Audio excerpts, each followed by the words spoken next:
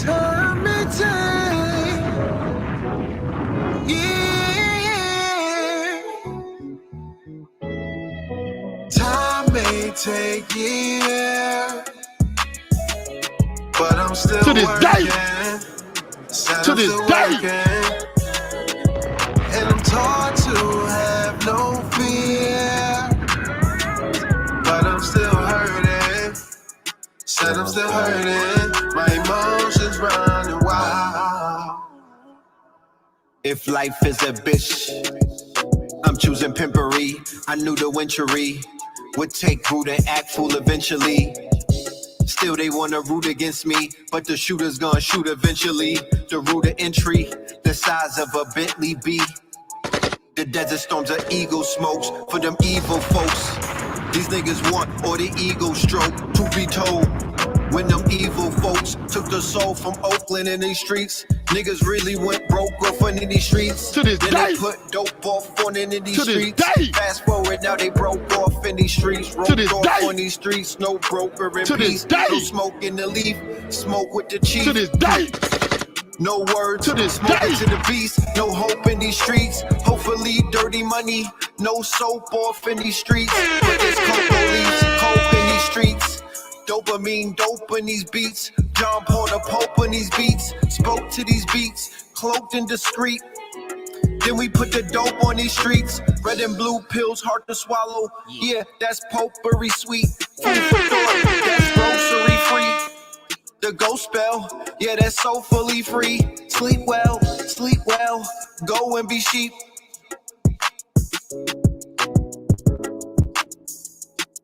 To this day. To this day. Time may take years, but I'm still working. Said I'm still working. And I'm taught to have no fear, but I'm still hurting. Said I'm still hurting. My emotions running wild.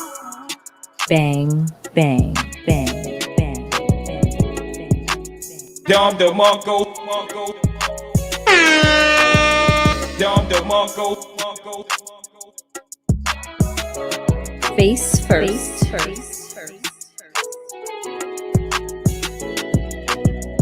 How?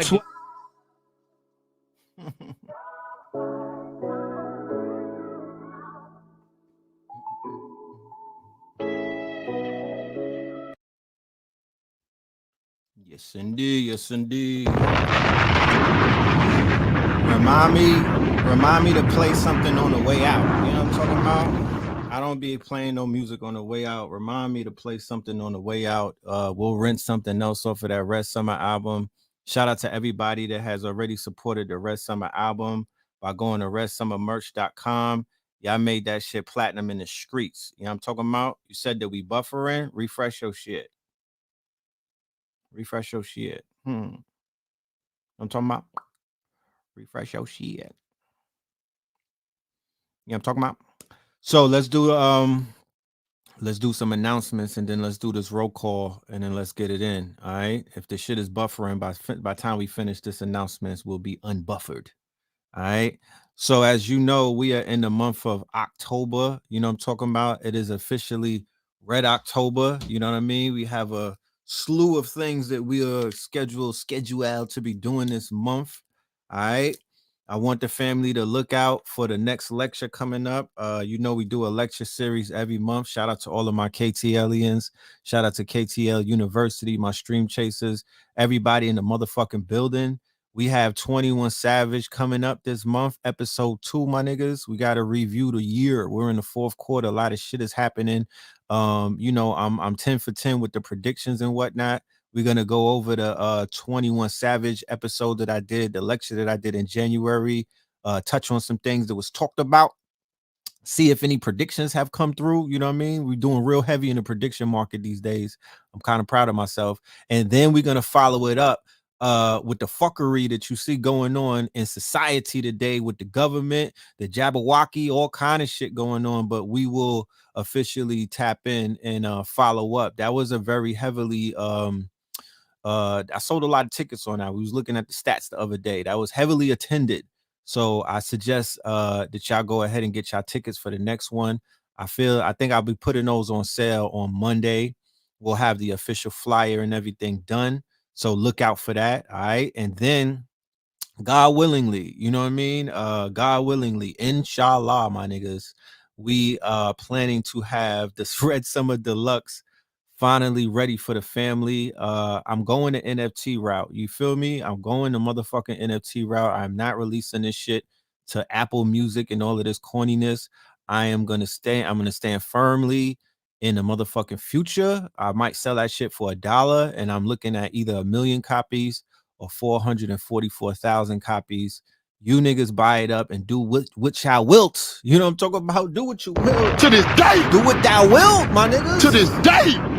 No, we've taught about this NFT shit enough. You see, 19 Keys is out there teaching people. He's cooking. My dude Nadi is cooking. It's a bunch of people slicing them. The biggest crypto play, they're showing you how this bag is getting made with the NFT. The NFT shit is crazy right now. That shit is hot. You know what I mean? Lava hot, La Palma hot, my niggas. That shit flowing. So we're gonna tap into that NFT market. If I make it down to motherfucking Atlanta, this shit has become such a task, but we're gonna push through and make it down there. Stream Chasers Academy. All right, Stream Chase. I'm gonna announce this today. Stream Chasers Academy is going to be a membership only site. We are going to be putting a lot of the different streams that we've been talking about. We're going to be putting lectures. We're going to be putting different courses from different teachers within the ecosphere, brothers and sisters who we've been building with and whatnot. And I want to say this real quick. I'll address it later on. You know what I'm talking about? We'll talk about it. That this is to the people that I've been collaborating. Whoever I bring on the platform and collaborate, I want to use this disclaimer and just put it out there. You know, I take this platform very serious, and I take my audience very serious. We are in an unstable climate. So if we work together and collaborate, you know, I'm going to expect you to feel the same way about that. And I'm going to be on your neck, you know what I mean? Because I can't afford anything to go wrong, especially if I put the care of the people in your hands. So for all of the collaborators and the partners, I just hope that that understanding is understood. You know what I'm talking about? So that, with that being said, we have more to announce. I don't want to overwhelm y'all right now with the announcements, but there is more to announce in October. So let's look out for that. And of course, tonight, we're going to be getting into some shit. You know what I mean? Because there's some things going on, a lot of hypocrisy, and we got to talk about it to his face. We have to speak truth to power. By a show of hand, how many people have seen Dave the Closer, right? We know about Tony the Closer, but do you niggas know about David the Closer? The Dave Chappelle series, the stand-up comedy series on Netflix. You niggas got Netflix? Give me a fire emoji if y'all seen The Closer, because we're gonna talk about that tonight. Yes, okay. We're gonna talk about that tonight. You know what I mean? A lot of niggas is in their feels, you know what I mean? A lot of skirts is lifted and whatnot, and I love it. You know what I'm saying? It's a beautiful day in the cancel culture where these niggas is in their feelings, you know what I mean? And possible bussy niggas and all of that. So we're gonna get into that. I hope you niggas don't flag me. You know, do I think he's a clone? If he's a clone, they should clone more niggas. You understand? If he's a clone, then I'm down with the cloning. Clone more niggas. You know what I'm saying? Because he came back and he's been consistent with his funniness. You feel me? He's been consistent with his fucking comedy.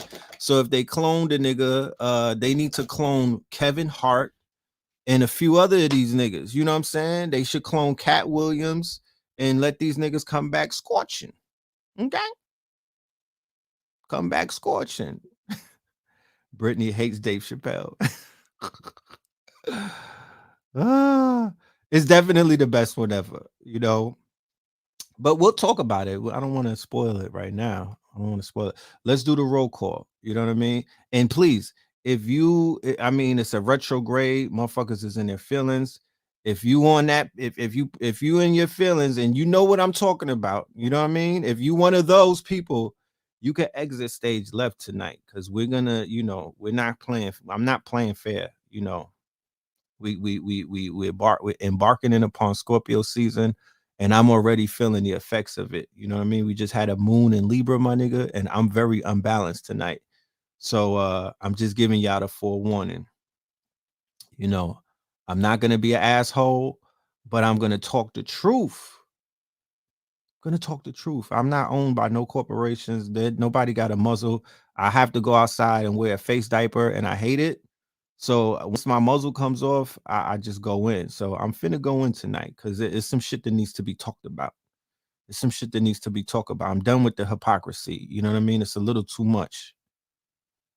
Buy Shiba coin. Nigga, you're late. What are you talking about? What do you mean? You're mad late. We were talking about that in January. Like, stop that. Don't get on the don't start riding waves. Let's do this roll call. Tuscaloosa, Alabama. What's popping? To this day. You know what I mean? To this day. Is my nigga from Tuscaloosa? You know he fighting this weekend. Day. That's why I'm very heavy on that button. To this right there. day. Yeah, we need my nigga Wilder to win. Put some energy out there for Deontay Wilder to get his fucking name back. I need to see him whoop on that white boy. Big. I want to see the white boy go down. I want him to get knocked the fuck out. Like, I want to see, you know, I woke up and I'm choosing violence, my nigga. Like, I want violence. You know what I'm talking about? I don't want to see nobody hugging each other. I don't want none of that. I want violence. You know what I'm saying? So if he's going to fight this weekend, let's put our energy into the bronze bomber and pray for a fucking clean knockout. I'm talking about a knockout where they take the white boy out on a stretcher because he's disrespectful. The fucking gypsy, he's mad disrespectful. Okay, Syracuse is in the building, Thomasville is in the building, Brick City is in the building, Norfolk, and I can't. The Jake Paul shit has gone too far.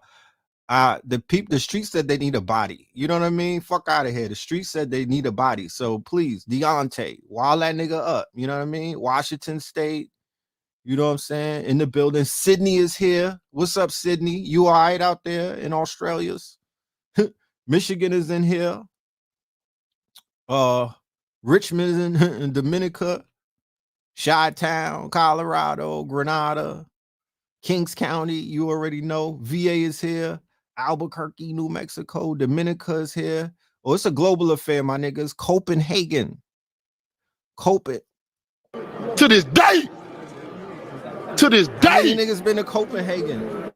How many of y'all been to Copenhagen? What you talking about? Mount Shasta, PG, you know what I mean? Nicaragua, not Nicaragua, Nicaragua, Dallas, Texas, Rockland, Cali, Southfield, LA. It's a global affair. Make no mistake about it, my niggas, my nagas, my negooses. It's a global affair tonight. You know what I'm saying? We're well connected. You know what I mean? We covering all bases. You feel me?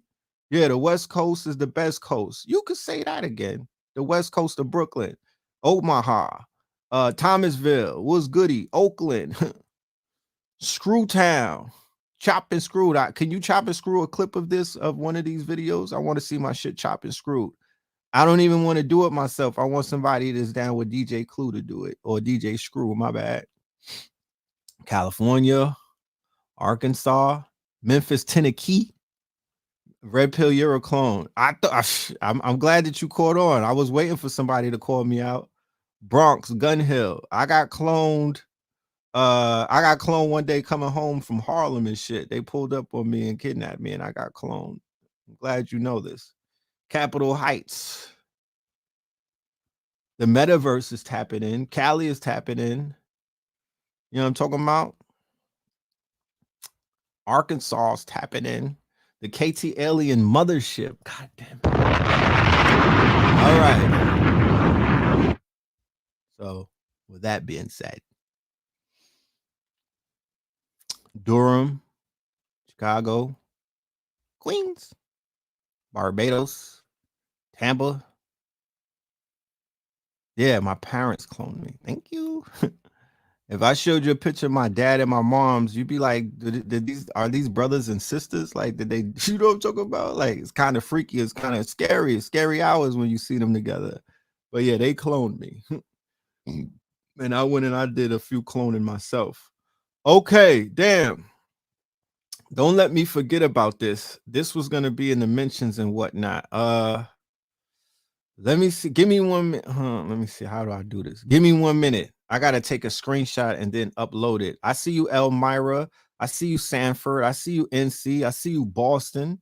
I see you, Cashville. I see you, Tallahassee and Grenada and Dallas. You know what I'm talking about? I see all of y'all. I salute to everybody. First and foremost, I come in peace. Okay, I come in peace, and I'm willing and I'm putting it out there that everybody is in the best mental state, the best emotional state, financial, and all of these other things. You know, I'm just praying and I'm putting it out there that the family is good, because that is very important. You feel me? It doesn't matter where you're from. We don't set trip over here. We don't care where you from. I don't care what island you from. I don't care what continent you from. You feel me? We all are part of the collective. I am not tripping on none of that shit. You feel me? So everybody from around the motherfucking world, salute. You know what I mean? Peace and love to every single one of y'all. Y'all, every nigga is a star. You know what I'm talking about? Every nigga is a star. So in my eyes, everybody is a star. So salute to everyone. You know, I hope everybody is in good spirits and things of that nature.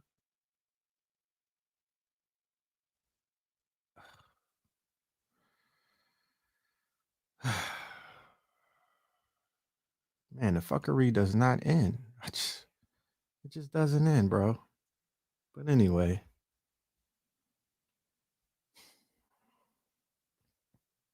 Let me put this in the chat real quick. Let me share this. Give me 1 minute. I'm uploading some shit. I'm actively working while I'm talking to the family. Just give me 1 minute. So yeah, a few things been going on since we last linked up, you know. A few things been going on since we last linked up and whatnot. You know. But for the most part, everything is cool. You know what I mean? Everything is cool. You know, the madness still goes on in the world of politics and politricks and shit. You know that. You know, I don't even have to remind y'all about that. So I put something up today in the community post section because I wanted to know how the people felt. I wanted to do a democratic process where, you know, you ask the people via a poll to basically, you know, do a little bit of voting and whatnot. So I'm going to extend that to this platform, right? So I know that I've had the conversation with the family before about creating a quote unquote segment where we are going to deal with the whole dating stuff, right? I know that I spoke about the need for a dating app. Let me take this down real quick before let me talk to you before I even show this to you. You know, I know that we've talked about the need for a dating app. Why, Red Pill? Why? I'm glad that you asked. Because as an elder in this community, or young elder, whatever you want to call it, I've been around for many years. You know, I've seen a lot of things, right? I might have been in this bitch for close to, you know, almost 2 decades almost. You know what I'm saying? So, a matter of fact, I've been here since the 80s, my nigga. I'm rolling with Dr. Sabi in the 80s, curing babies of rabies in a gold Mercedes. But anyway, and I seen some shit, right? And what I've seen is that the foundation and the key to a lot of the things that we talk about when we say community is family, right? Family, right? The family, more importantly, the star seeds, the babies, the children, the little ones and shit like that. But before you could get to a little one, you have to find your mate, right? You have to find your mate. As human beings, fuck being conscious, just regular human beings. Our primal means before we became a religion, before we started identifying as a race and a color, a crayon, before we started identifying as I'm a Jamaican. Our primal urges as human beings, mammals, my nigga, is 2 things: sex and survival, right? Sex and survival, or what you would say procreation, more importantly, because keep in mind, Back we wasn't just skeeting the skeet, but back in in the earlier days and whatnot. It wasn't just niggas wasn't just doing we wasn't just popping off just to pop off. It was like how the animal kingdom does it. There was a mating season, my genius. There was a time to skeet. There was a time to have intercourse and for procreation. There were a thing called arranged marriages, and not in the context where people bring it up and they bring it up from a powerless, fear-based point of view, like, oh, I'm not gonna allow nobody to marry me off. I don't know what they doing. I want to choose my own mate. Well, how has that been working for you lately?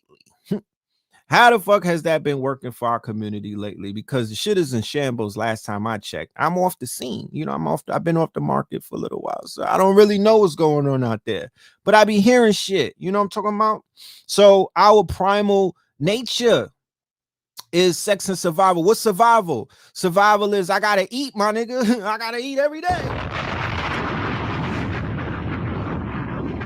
I gotta eat every day.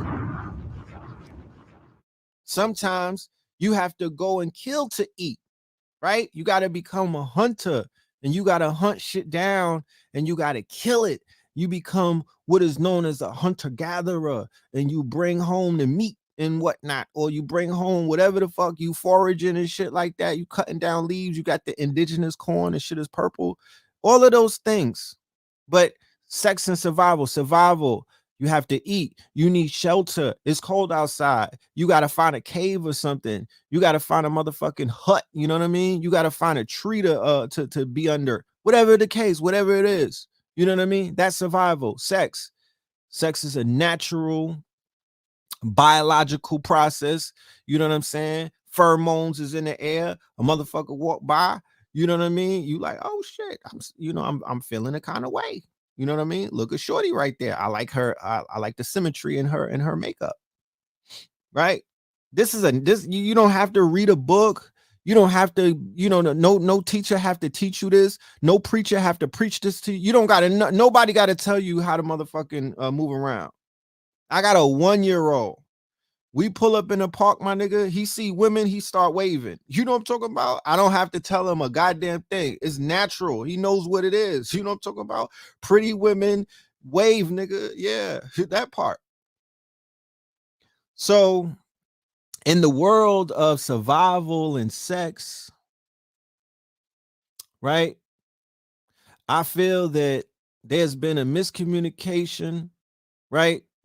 Based off of indoctrination, based off of a lot of things. We could be here all night going through all of the quote unquote issues that we face that has completely upended a process that I consider to be sacred. So my role, right? One who has a platform, and I kick it with the homies. Like I'm a dude who chops it up with my homies, and I chop it up with the ladies. I'm a conversationalist. You know what I mean? I love to find out what the fuck is going on people's minds. I'm a great listener.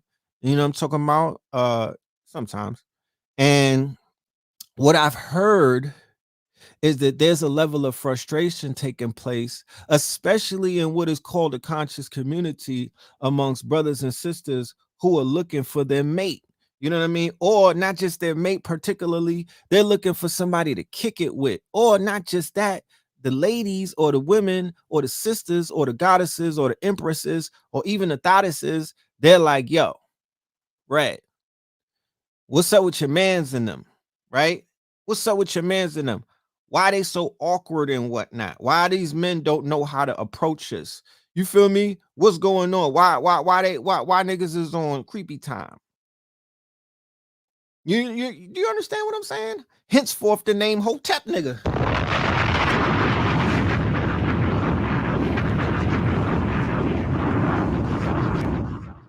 Do we know as men, do we know what these women are what these sisters really need? What do they need?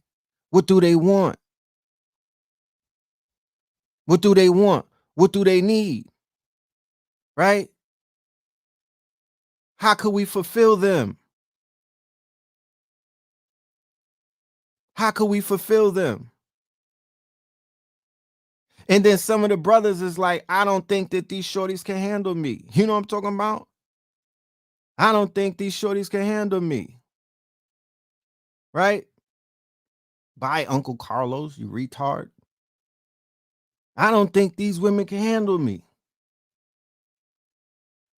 I don't think these women understand me. I don't think these women could fulfill all of the needs that I have as a young black man who is at war with the system, is at war with the other races and all of these other things, is at war with his own people. You understand? I'm frustrated.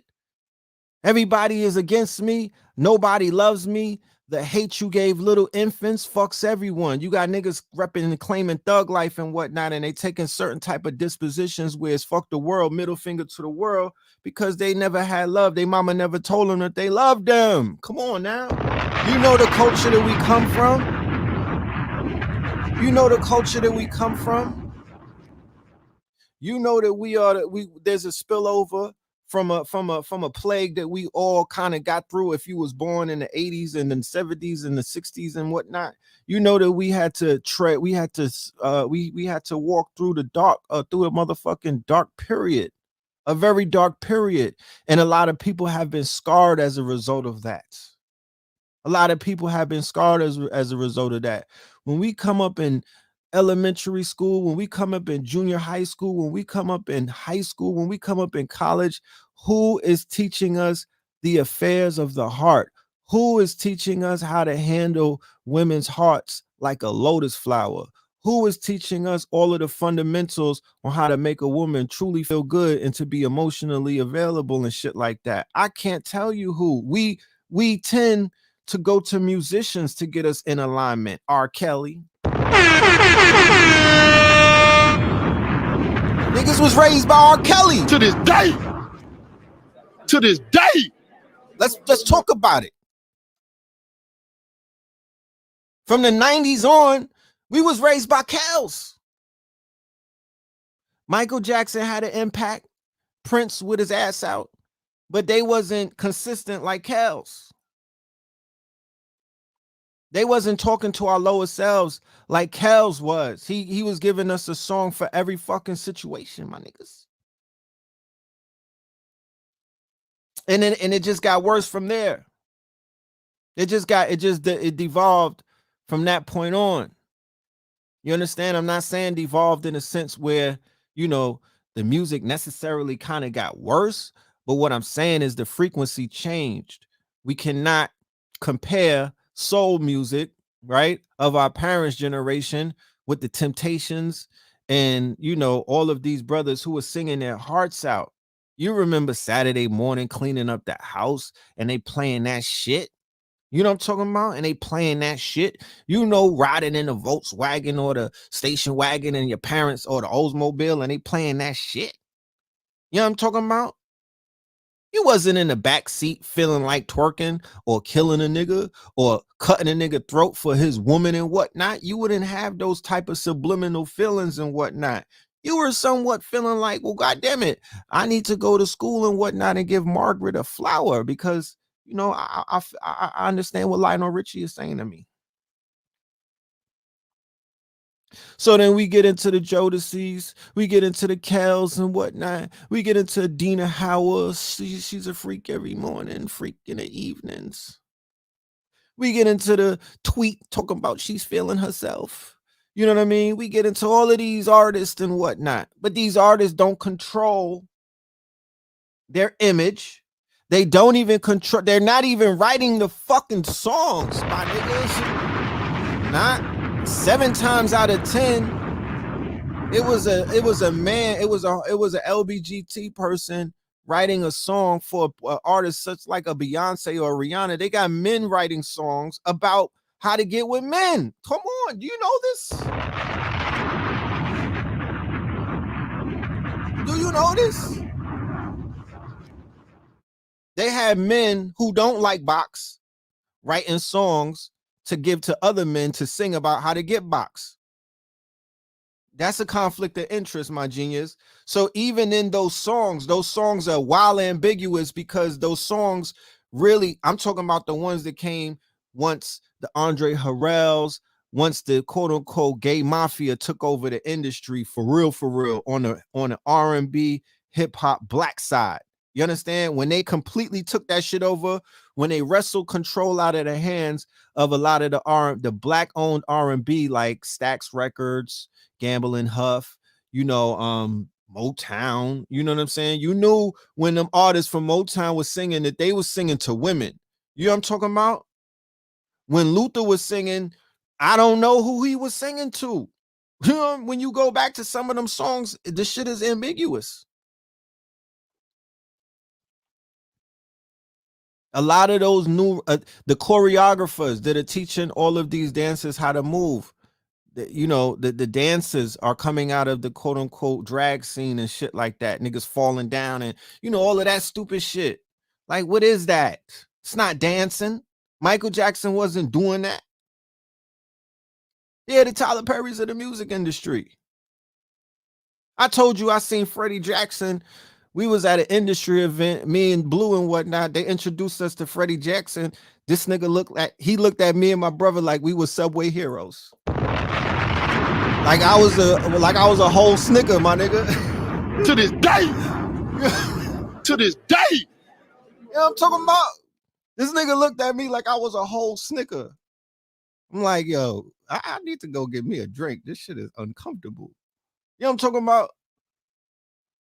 Like, so the new music, and don't even talk about the artists of today. Don't talk about Trey Songz. Oh, I don't want to offend nobody out there. Let's not talk about Augustina, right? These niggas got issues. You know what I'm talking about? These new niggas got issues. Chris Brown, a lot of these artists, and the artists back in the days had issues too. Don't let me get to acting like these niggas was some type of angels, because you don't need an angel to fucking cut a record.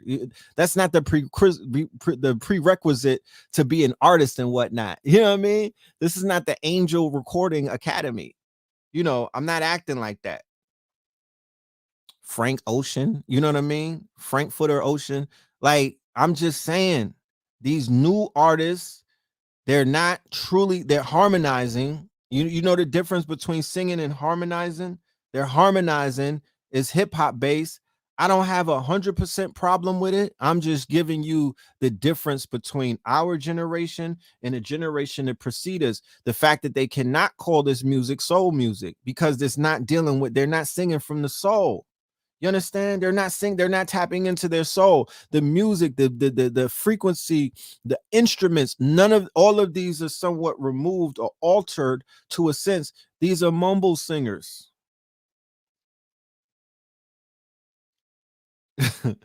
You don't even know who Tank is singing to.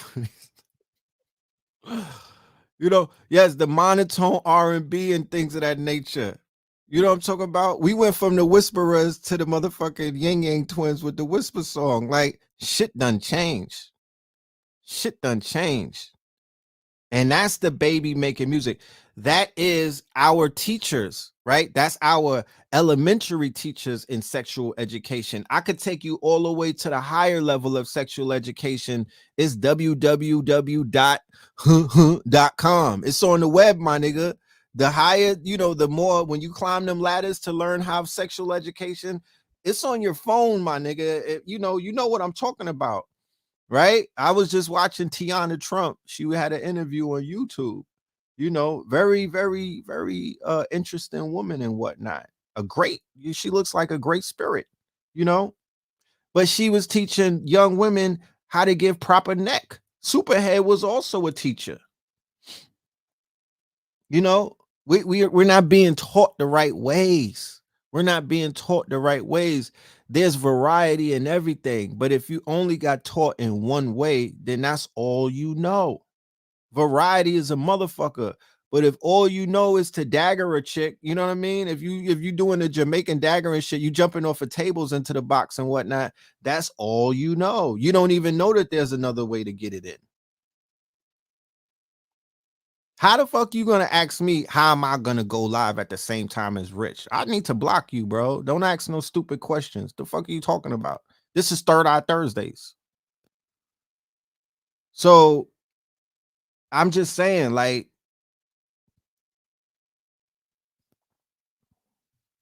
if that's all you know, then that's all you know. But at the end of the day, is that going to affect how you approach women? Is that going to affect how you, quote unquote, care for your women? Is that going to affect how you communicate? Affect when you pull up on a shorty and whatnot? Is that going to affect you saying the right things? You feel me? I mean, think about that. Think about that. So you got to know that even an old dog could learn some tricks. I don't give a fuck, because I was looking at my analytics the other day. It's niggas in their 60s watching this shit. Salute to y'all. Salute to the OGs. But an old dog can learn some tricks. Even if you in your 60s and your 70s and whatnot, you could still learn how to deal with the opposites. And I'm speaking as well. I'm not out here talking down. I'm not punching down on you niggas. I'm speaking to myself because I'm looking at myself right now through the camera. You understand? We all need some learning. I'm a student in class. You understand? I'm a student. I sit and learn. You know what I mean? I wanna know what's making these clocks tick. So I've come up with the zany ass idea to start a e-dating channel. Well, it's gonna probably still be on this channel, but one day out of the week, maybe a Saturday or whatever. We have open days and whatnot, but I'm finna choose a day out of the week, and we're gonna go forward with the e-dating. What is e-dating? E-dating is electric dating, right? I'm not here. I'm not, this ain't the Love Boat, nigga. I am not Chuck Woolery. I'm not here to make no love connections. You know what I'm talking about? I'm not here to make no love connections. But what I can do is I have a platform and I have a great fucking network of people that I know. It's not too many people who I can't pick the phone up and hit up and be like, I need you to pull up. You know what I'm talking about? Of both genders.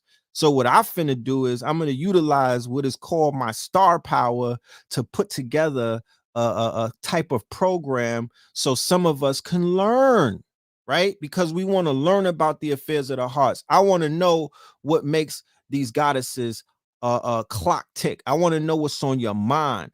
I want to know what kind of man you into, because we could sit around, right? We could sit around and we could speculate all day. You know what I'm talking about? We could sit around and we could speculate all day. Right? But that's not going to necessarily, we are still students, right? We signed up. You know about me. You don't know about me for being a TikTok dancer. You don't know about me for shooting niggas. You don't know about me because I'm in the streets. The 89%, 98% of y'all who know me, I never knew you when I was outside in the streets. I don't know you. We don't know each other from street business. You know about me because they call me the red pill. You don't know Phil Figure. You don't know Wisdom. You don't know none of those. You don't know Twin. You don't know me from those alter egos. You know Red Pill. So you know me from being somebody who disseminates the information. I feel that I embody the name Red Pill in a very special way. Now, when you look at the way that the red pill has been hijacked, right? They I forgot the year. I think it was around 2012 and whatnot. They ran with the name and they repurposed it. And the red pill now is the quote unquote manosphere, right? Men going their own way, right? And I got a lot to say about that, but I'll reserve that for another day, right? Men going their own way. Where the fuck are you going, man? You know what I'm saying? You going your own way. What way is that? What way is that, sir?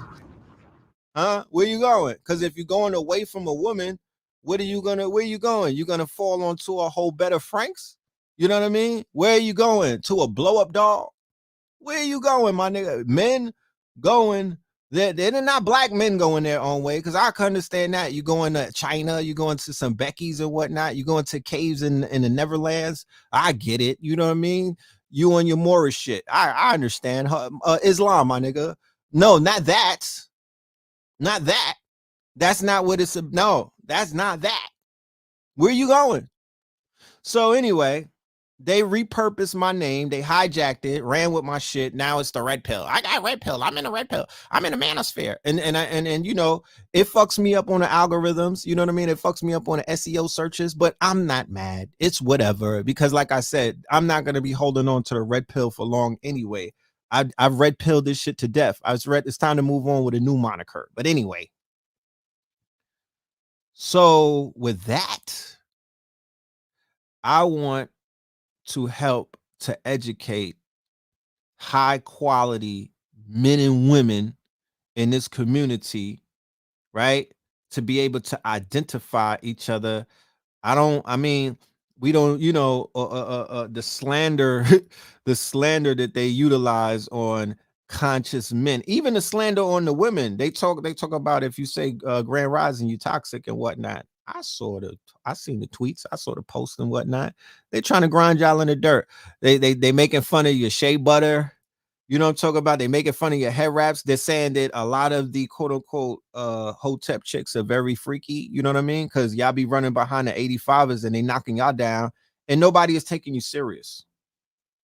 You know, and nobody is taking you serious. It's a fucking joke. You know what I'm talking about? And when I go outside, like when I'm in Atlanta, like when I'm in New York and things of that nature, I'm like, oh shit, shit's looking different. You know what I mean? It's real Afro punkish in these streets. So I'm going to be launching,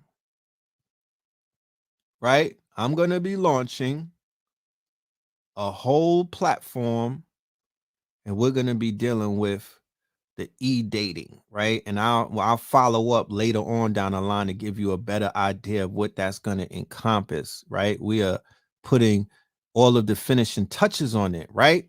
So I'm going to the people, like I said, in a democratic voting process type of way, to see amongst y'all who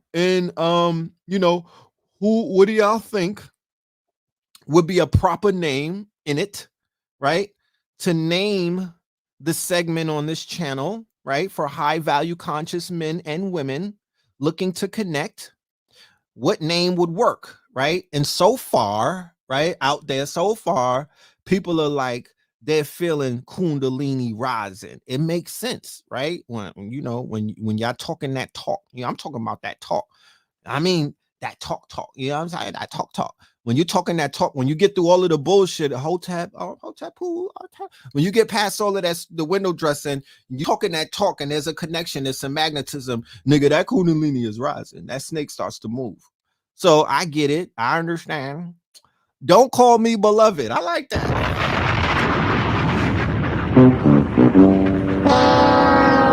Don't call me beloved. Sacred whores need love too. You know what I mean? Shout out to Bobby Hemmett. To this day. Put us on to the sacred whores. You know what I'm saying? And we don't judge over here. We put us on to the sacred whores, aka the Th3rds. You know what I mean? They need love too. Th3rds need love. Don't stop playing. And hoteps up, pimps down. That's a play on pimps up, hoes down. You don't talk about hoteps up, pimp down. And then on my IG, somebody said the conscious connection. I like that.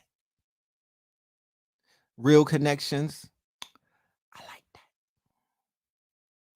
You know, yeah, I kind of like conscious connections and whatnot. It makes it, I don't want nobody to be confused though.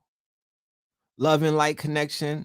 I'm listening to everybody. Fire vibes. Wagwan. I like conscious connections. That shit is ringing to me. So I think conscious connection and Kundalini rising is gonna have it's gonna have a vote off and whatnot. We're gonna let those go neck and neck. But as it stands, we're looking at Kundalini rising. You know what I'm saying? And Oh, Brittany said that Conscious Connections is a winner. Now let's talk about it before we even get into the rest of the segment tonight, because this is just this is a warm-up. Ladies, fellas, I've been doing my research. I've been looking around the quote unquote the YouTube, what do they call that? The YouTuber sphere, right?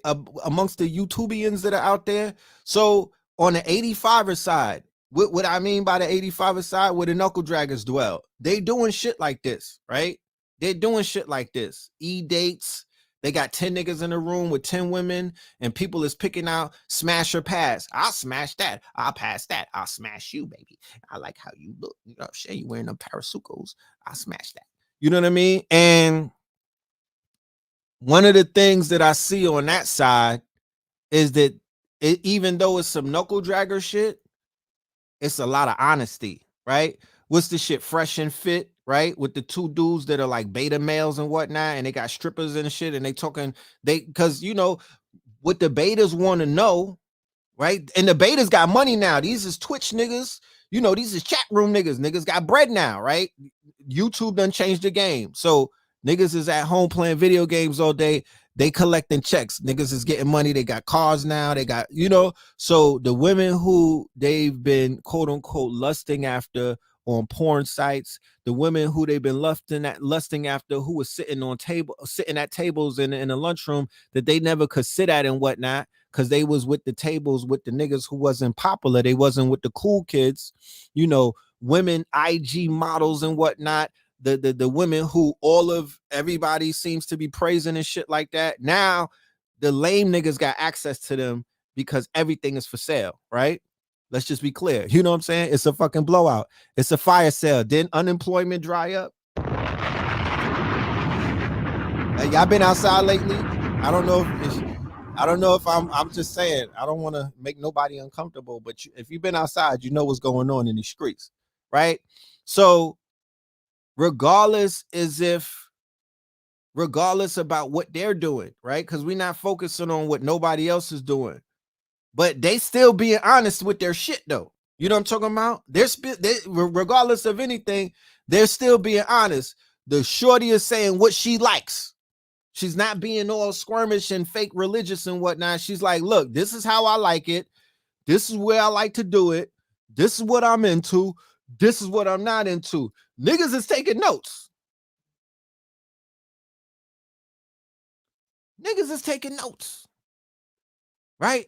And when men talk, like when y'all watching Kevin Samuels and stuff like that, there's some women that's taking notes because they generous. They are generous. They want to know because they want to figure out what makes the clock tick. Right? I know that men want to know. Men are from Mars, women are from Venus. Niggas want to know how you think. We want to be able to penetrate your mind. We want to know what the fuck is going on because we know that we think differently. I heard the other day that women cheat more than men. Talk black to me. Ladies, is that true? Have I been walking this planet 40 some odd years unaware what the fuck been going on? Is that true? Is that true? Talk to me. Let's not, this ain't the time to hide. You know what I'm saying? Put the kids to bed. Put the kids to bed. To this day. To this day. Ho. We want to be honest. I feel that honesty is the bridge to success and happiness. Cross this bridge with me. Hold my hands. Is that true? You know what I'm saying? Because the ladies were saying that if they lose emotional connections to you, it's easy to turn you off and go hop on a Peter. You know what I'm talking about? Somebody said women cheat just as much. Okay, I'm learning something. You know what I mean? I've been naive up in these streets. I've been naive up in these streets. Yeah, the women they being honest about their bodies on Fresh and Fit. I seen the episode. They've been honest about that. I'm a Scorpio. Let's be clear. Let me just let's clear the tape. This is the disclaimer. This is my shit. You understand? I haven't. Daddy is home. Drake, Alexa, play Drake. Daddy's home. Daddy's home, my nigga. I haven't been touching on shit like this in a very long time. This is our shit. This is what we do. We do this in our sleep. Like, we explore this, you know, this is our shit. This is just, I'm just saying, I'm just letting you know. This is what I'm passionate about, shit like this. So, you know, I'm kind of like, I'm getting charged up. You know what I'm talking about? I'm like a Tesla right now. I'm plugged up and I'm getting electrified. I'm getting charged up because I feel like this is going to be big. You know what I mean? This is going to be big. I've been talking about this for years now. Years. If any of y'all do the track records, you know that I've been bringing up affairs of the heart for years. But now it's finally time to let this ship take sail. Right? Women cheat better. You know. Yeah. Yeah, you know, Scorpios, you know, if you know, if we lose that connection, then it's a wrap. You know what I mean? It's hard to get it back. You know, it's hard to get it back. Girls like girls, where you from? You on your Drake shit? Okay. You know. So, you know, there's a lot of things that need to be talked about. You know what I'm saying? But where we come in as a community, and like I said, I don't like to thumb my nose up and look down on the people and whatnot, because the people is the people. But I feel that we in this community, you know, we exemplify somewhat of the cream of the crop based off of our lifestyle, based off of our thinking, based off of the things that we do. We are not, you can't put us in a box with everybody else. So with that being said, we should have our affairs more in order than the knuckle draggers, right? We should be more of a community than we should be able to tell a woman, hey, how you doing, sis? What's good? And have a healthy conversation. They shouldn't be acting all fugazi around the gods, right? There shouldn't be a disconnect amongst the genders in the conscious community if everybody is vibrating and eating fucking spirulina and asparagus chew sticks. You know what I'm saying? So my solution to it is to dig deep. You said a dating app. The dating app is going to roll out, but we're doing this on YouTube first. It's going to launch. We're going to launch on YouTube on this channel. I was going to build my own channel and just do it on that, but why not? Fuck that. It could be on this channel. If you niggas is acting sacrilegious, do not click on the video, because it's not going to be, we're not going to be debasing ourselves. We're not going to be debasing ourselves. We're not going to be dragging women through the mud. We're not going to be dragging men through the mud. We're not going to be in our lower selves. I beg of you to rise up out of your lower self. We're not going to be on some weird shit when we do this. Okay? I'm just saying. I hope you niggas don't come on some weird shit, because you're going to get eliminated very quickly. Unless shorty on the other line is into weird niggas. And like I said, I'm not here to stop no connections. If that shit floats your boat, then goddamn it, float on. We are affiliated with black businesses, right? Like black spas, black restaurants, black gyms. You could take your date to the gym, my nigga. You could take your date to a black restaurant, a bar. You could take her to a gym. You could take him to a bar. You could take him to the spa. You know, all of these things, we're going to have affiliates and other businesses that are going to be in alignment with us. We'll have coupons. We'll have promo codes. It's cross promotion. I want my niggas to eat. You know what I'm saying? I want our people to eat. So case in point, yeah, and if you do have a business, and if you do have an establishment, and if you do have a quote unquote service and whatnot, hit me on the email. Best way to stay in touch with me is through redpillar75@protonmail. Like I said, if them people decide one day that they want to snatch all of if they want to deplatform the God, at least we'll be able to stay in touch. My email list is about 5,000 deep and whatnot, but I need another 5. Matter of fact, I want my email list to be 100,000. Fuck is you talking about? Make sure you press subscribe. Shout out to everybody that's been signing up to the Patreon. You know what I mean? Shout out to everybody that's been signing up to the Patreon.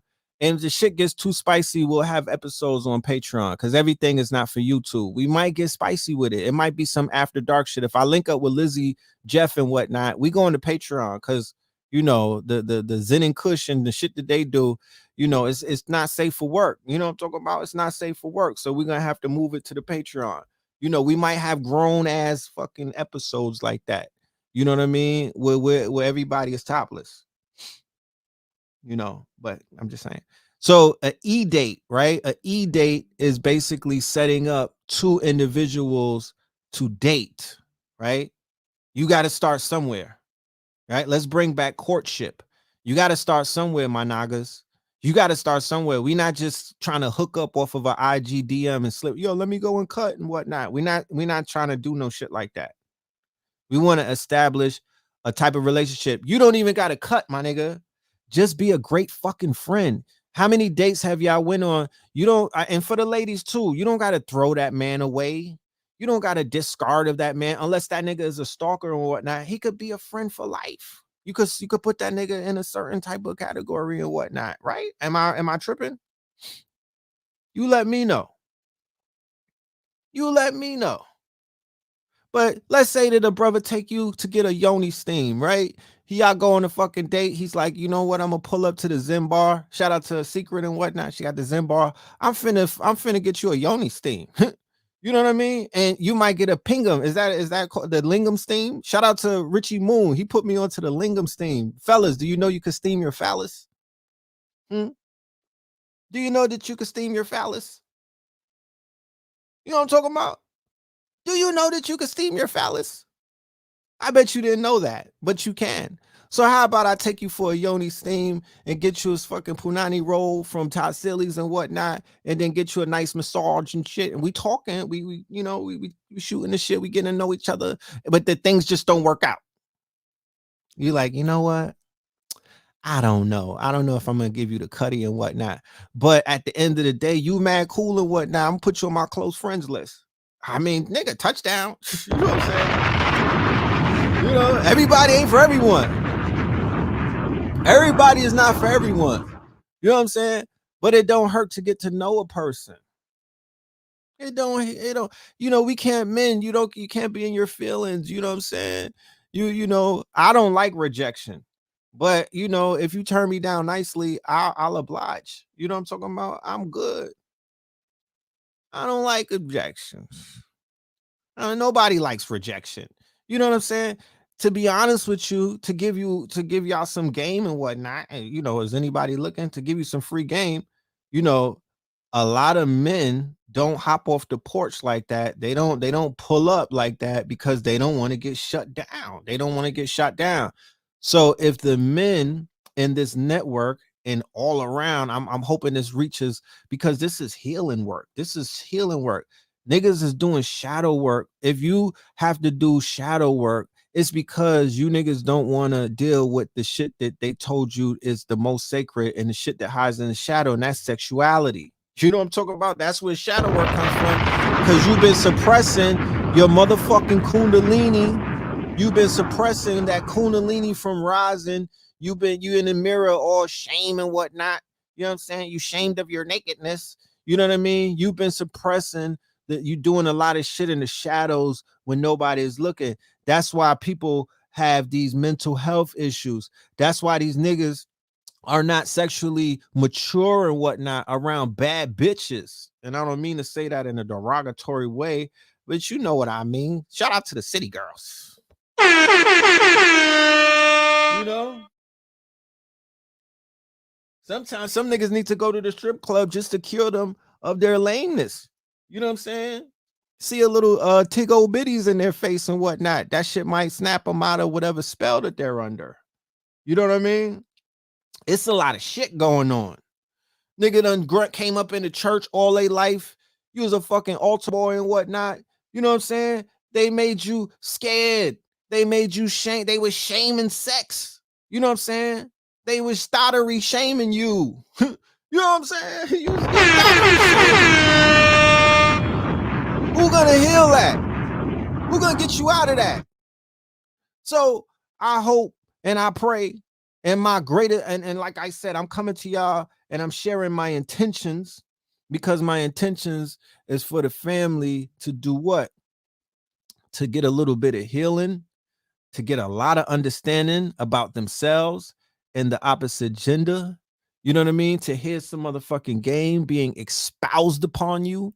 You know what I mean? And we need families. We need babies. I'm pro-life. I'm pro-life. I want to see more babies come through. You know what I'm saying? That's my objection. I want to see more star seeds come down up in this bitch. I'm pro-life. You know what I mean? I don't know about nobody else, and I'm not here to talk about none of that. You know what I mean? I'm only finna focus on the shit that I'm pro. So I'm not gonna throw nobody under the bus. I don't want to deal with nothing else, because why would I talk about something that I'm not pro? But I want us to be honest. I want us to let our nuts hang, men. You know what I mean? I want us to be able to let it all hang out. I want us to, don't come over here with that conscious shit. You know what I'm talking about? Don't come over here with that fake conscious shit. You will get cut, my nigga. I'll cut, you know what I mean? You'll get eliminated quick. You know what I mean? Don't come over here on that fake shy shit, nigga. You shy? We not dealing with that. We on some grown man, grown woman shit. Talk your mind. You know what I'm talking about? But don't come over here on some weirdo shit either.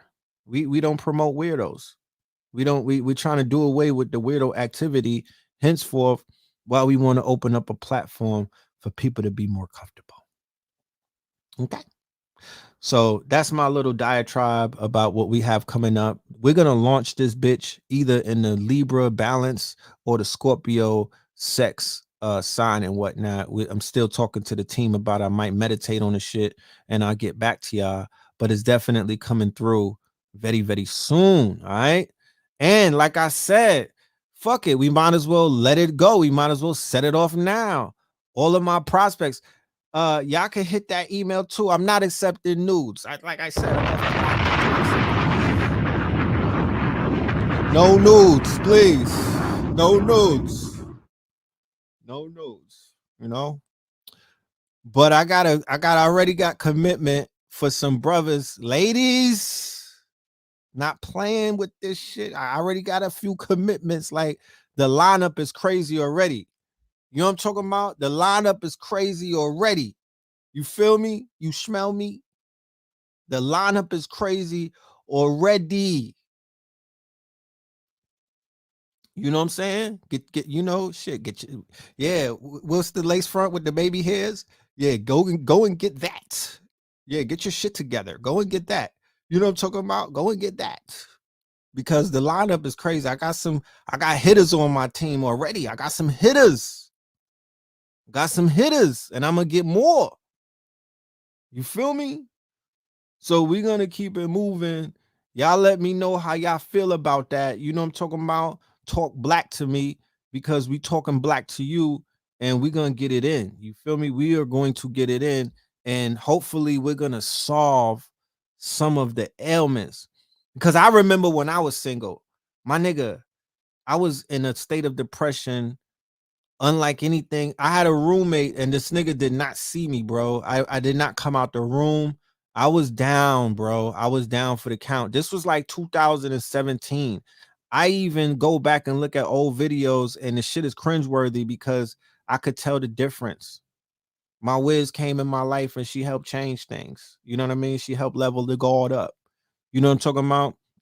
So I can honestly say that affairs of the heart is real serious. You can't function if your heart ain't right. You can't function. I remember going through issues when I had it. I'm not gonna bring up what child it was and whatnot, but I had, it started out that shit was a rocky road. A nigga, I felt like I had holes in my heart, my nigga. And then I felt like I had holes in my aura. I was going through some unspeakable pain, my niggas, my niggas, my niggas. I've been there. I've been there. I've been in that fire. So I know what it is.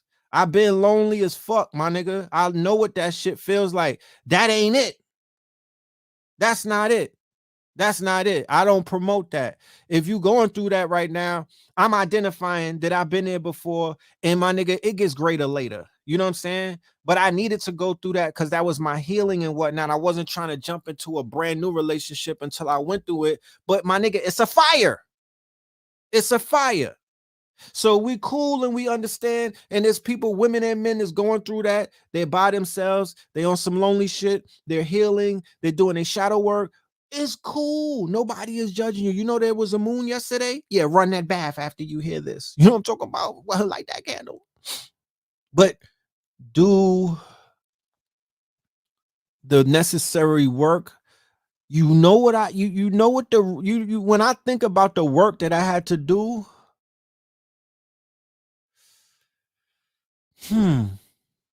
Cause niggas just throw the word shadow work around. Like, are you in the shadows working, nigga? Were you shadow boxing?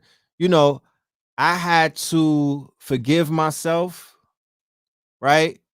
I had to be grateful, right? I had to practice gratefulness. I had to be grateful, nigga. You still here? You have a you know what I mean? You're an eligible bachelor. You know what I'm saying? Somebody's daughter's gonna want you. You know what I mean? You know, I had to shake it off, right? I had to wipe off. I had to lick my wounds and whatnot. I had to heal myself. I had to get my legs had to get stronger. Yeah, I was skipping leg day. I was weak in the knees. I was weak in the knees. An unspeakable, unfathomable pain. It pierced my heart to the deepest of deepest caverns, my niggas. I went through some shit. You'll read it in the book. Coming in 2028, my niggas. Stay tuned. I had to gas myself up. The videos on YouTube, it wasn't helping. I was going viral and all of that. You know what I mean? 40,000, 60,000, all of that. That had nothing that did not work. That's all ego. Fucking numbers. Fuck going viral. What does that do? How does that help? You know what I'm saying? That wasn't helping me at all. You know?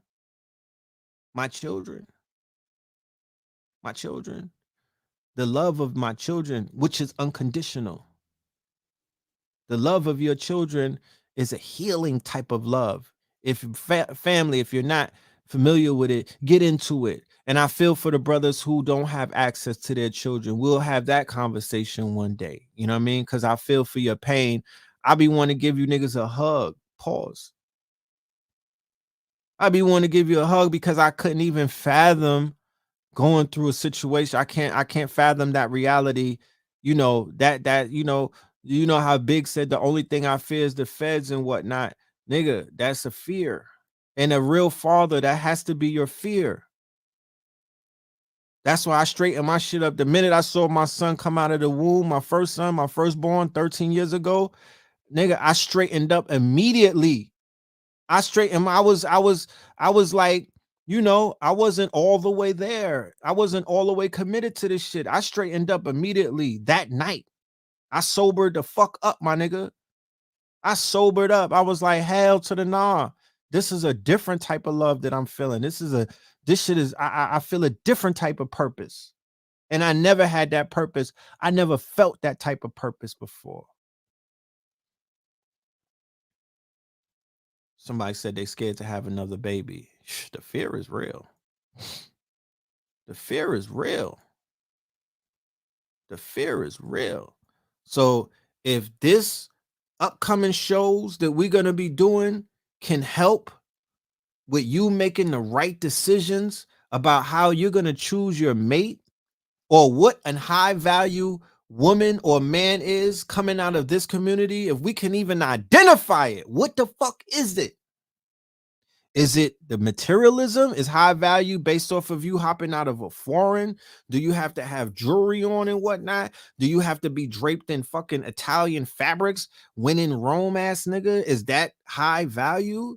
What's high value? Is you know what I mean? You got mad dashikis. You know what I'm saying? What's high value? What is it?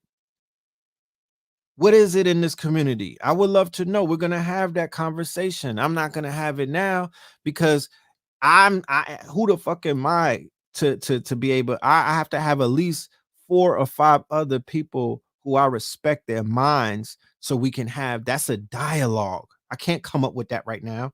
And yes, keep in mind, ladies, that the unjabbington or unjabberwocky sperm is more sacred than gold right now.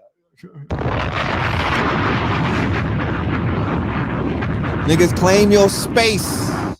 Claim your space, my niggas. You know what I'm saying? Claim your space. You know? Claim your space. You feel me? You know? You got some very you know, you clean. You know what I'm saying? You got some clean you know, your seeds are clean right now. Your shit is not like venom. You know what I mean? Your shit ain't moving around in your body like venom. You know what I'm talking about? You should value that. Put that shit in a cup. You know what I'm talking about? And freeze it or something. You know what I mean? You know? Fellas is like they need a queen that's unjabby. You know what I'm saying? No jabberwockies here. You know? That's a premium, my niggas. You know what I'm saying? You're high valued right now. That's a premium. You know? Bro said, I'm 26 and can't find a queen that isn't brainwashed in my area, in my age range. What's your area, king? What's your area? You feel me? And then from the YouTube, we're going to be doing social events in the fine states of Atlanta, Miami, right? We're even going to come back to New York. I have not forgot about you, New York. I love you for life. You know I will never abandon the motherfucking throne. I will not leave New York high and dry. You niggas are just on pause right now. But I love New York. That's what made me. You know what I'm talking about? I rep you 4 corners of the earth. Wherever I go is untied Timberlands that are going with me. New York to the motherfucking death. But we're not gonna, you know, we're gonna see y'all later down the line. You know what I mean? We might even come to the Carolinas. You know, it's just based off of the you know, it's based off of the analytics. You know what I'm saying? It's based off of the analytics. Try not to be zesty. You know what I mean? We're not trying to be zesty. We want to, you know, we want to deal with omega energy. You know, we want to deal with omega energy. You know what I'm talking about? Yeah, Richie says summertime part. Yes, you know, New York is at its best in the spring and the summer. You know what I'm talking about? You know, there's no love connections in the winter. That's just cuffing season. Don't get fooled, ladies. You know what I'm saying? Don't get fooled. You know what I'm saying? What you thought was love, I found love. No, you did. You know what I'm saying? No, you didn't. That nigga's a homosexual. He needed somewhere to lay up. You know what I mean? Niggas is hibernating. Understand what's going on in those states that have winters. All right. Yeah. So looking for 60 plus. Yeah, we're gonna accommodate the 60 pluses. You feel me? We're gonna definitely accommodate the 60 pluses. You know what I'm saying? You know, even though I don't look it, I'm in my 60s. You know what I'm saying? So don't worry about the 60 plus world. We're gonna accommodate up to the 70s. We got you. Because they need love more than anybody. Think about it. Bro said I'm attracted to conscious strippers. I have to do better. You ain't the only one.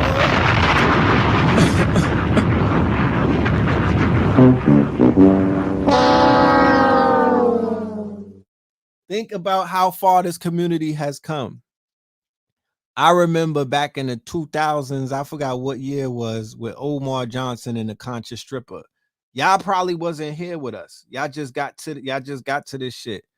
That shook the whole community, fam. That was the scandal of scandals back then. Do you understand what I'm trying to say to you? Now, if you go on fucking TikTok and what is that, Bigo? Nigga, you go on Instagram to your homies page, that's the norm right now. You understand? That's the norm right now. So, you know, shit done changed. They shifted the goalposts. You feel me? They shifted the goalposts.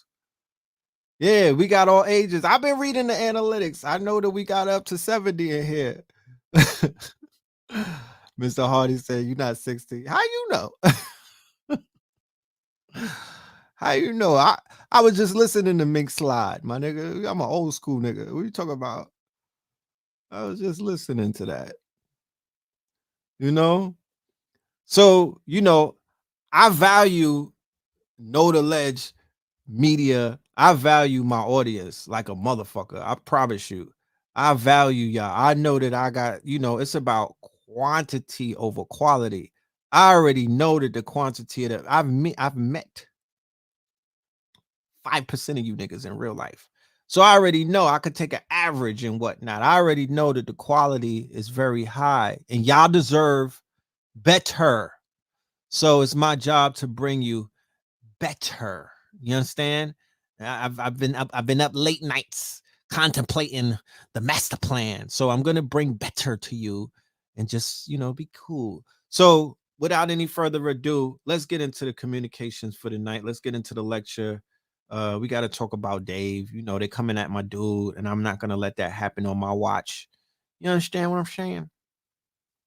We're definitely not gonna let that happen. Hell to the no. So if you didn't see the special with Dave Chappelle, spoiler alert, right? Fuck it. You know what I'm saying? It is what it is. Even when you see the shit, you'll laugh. It'll be double funny. Don't let me ruin a good time, right? Fellas, it's kind of chilly outside, nigga. Yeah, Dave Chappelle and chill. Squid Games and chill. I'm giving you some game right now. You know what I'm talking about? Make it work. You know what I'm saying? Make it work for you. You don't get too many times to do this. I'm just looking for my phone. Shout out to all of the cash apps. I'll give y'all the shout out at the end of the show and whatnot. And like I said, hit the like button, hit the subscription button. You feel me? Tap in, because like I said, we got Melanin Mondays and we got Th3rd Thursdays, but I'm doing other shows throughout the week. You feel me? I'm not gonna be. I fucks with Instagram. I'm doing other shows throughout the week. You feel me? I'm not gonna be. I fucks. But after that, after they had the blackout with Facebook, now that they came back online, and I had said that I suspected that they scrubbed the servers. These niggas really did scrub the servers. That's a fact. Not only did they scrub the servers, but these cocksuckers are going retroactively into old posts that I did in like the fucking 90s and shit. You know what I'm saying? And they're removing shit and they're threatening me. So, they scrubbed their servers and now they're scrambling, right? They're scrambling and shit to remove a lot of content. So it's like I had said, that's Hegel. I was like, yo, homegirl is an agent. This is Hegelian dialect. We're seeing some Hegelian dialect shit because all she was talking about, oh, they need more oversight. Oh, they need this. Oh, they need that. Yeah, bitch. Yeah, you cap. Yeah, that's called big cap right there. You work for the man. You know what I'm talking about? I don't trust no Karens and whatnot. Even though I had shared the information, I had gave a disclaimer, said, nah, that might not be accurate. That might be game right there. I'm peeping game. She might be working for them boys. You know what I'm talking about? And lo and behold, they back on their bullshit. So we're gonna be going live from the YouTube during the week, and we're gonna be covering stories and stuff like that. So y'all make sure y'all subscribe. Make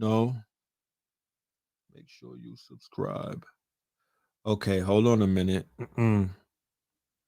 Let's fix this because I'm trying to share my screen and unfortunately, shit is not sharing. Give me 1 second. Let me fix this thing right here. Oh, man. If you want to go and take a ride with me. Who saw the BT Awards? That was trash. Oh, my goodness. That was big trash. Big trash. Yeah, Facebook and IG were caught trafficking and Apple threat. I saw that article. A lot of shit happened. By the Facebook dip. I'm good. I don't even want to invest in that company. I'm getting personal and shit. I don't even want to invest in that company, to be honest with you. All right, so let's see something. Share the screen. Boom. If you want to go take a ride with me, with the Uzi. Nelly bodied that shit though. Fucks with Nelly. Nelly caught a body. You dig? I didn't. I was sleeping on Nelly's catalog, and I didn't give him. I hadn't given him the credit that he deserves. But shout out to St. Louis, my niggas. Like y'all need to build a statue for Nelly Cornelius. You know what I mean? Y'all need to build a statue for Cornelius because son is a beast. You feel me? Son is a beast. He has classics. Definitely got classics. Let's be clear. So, like I said, you know, this is an update for people that just came in here. This is Red October. We got a lot of things going down in October.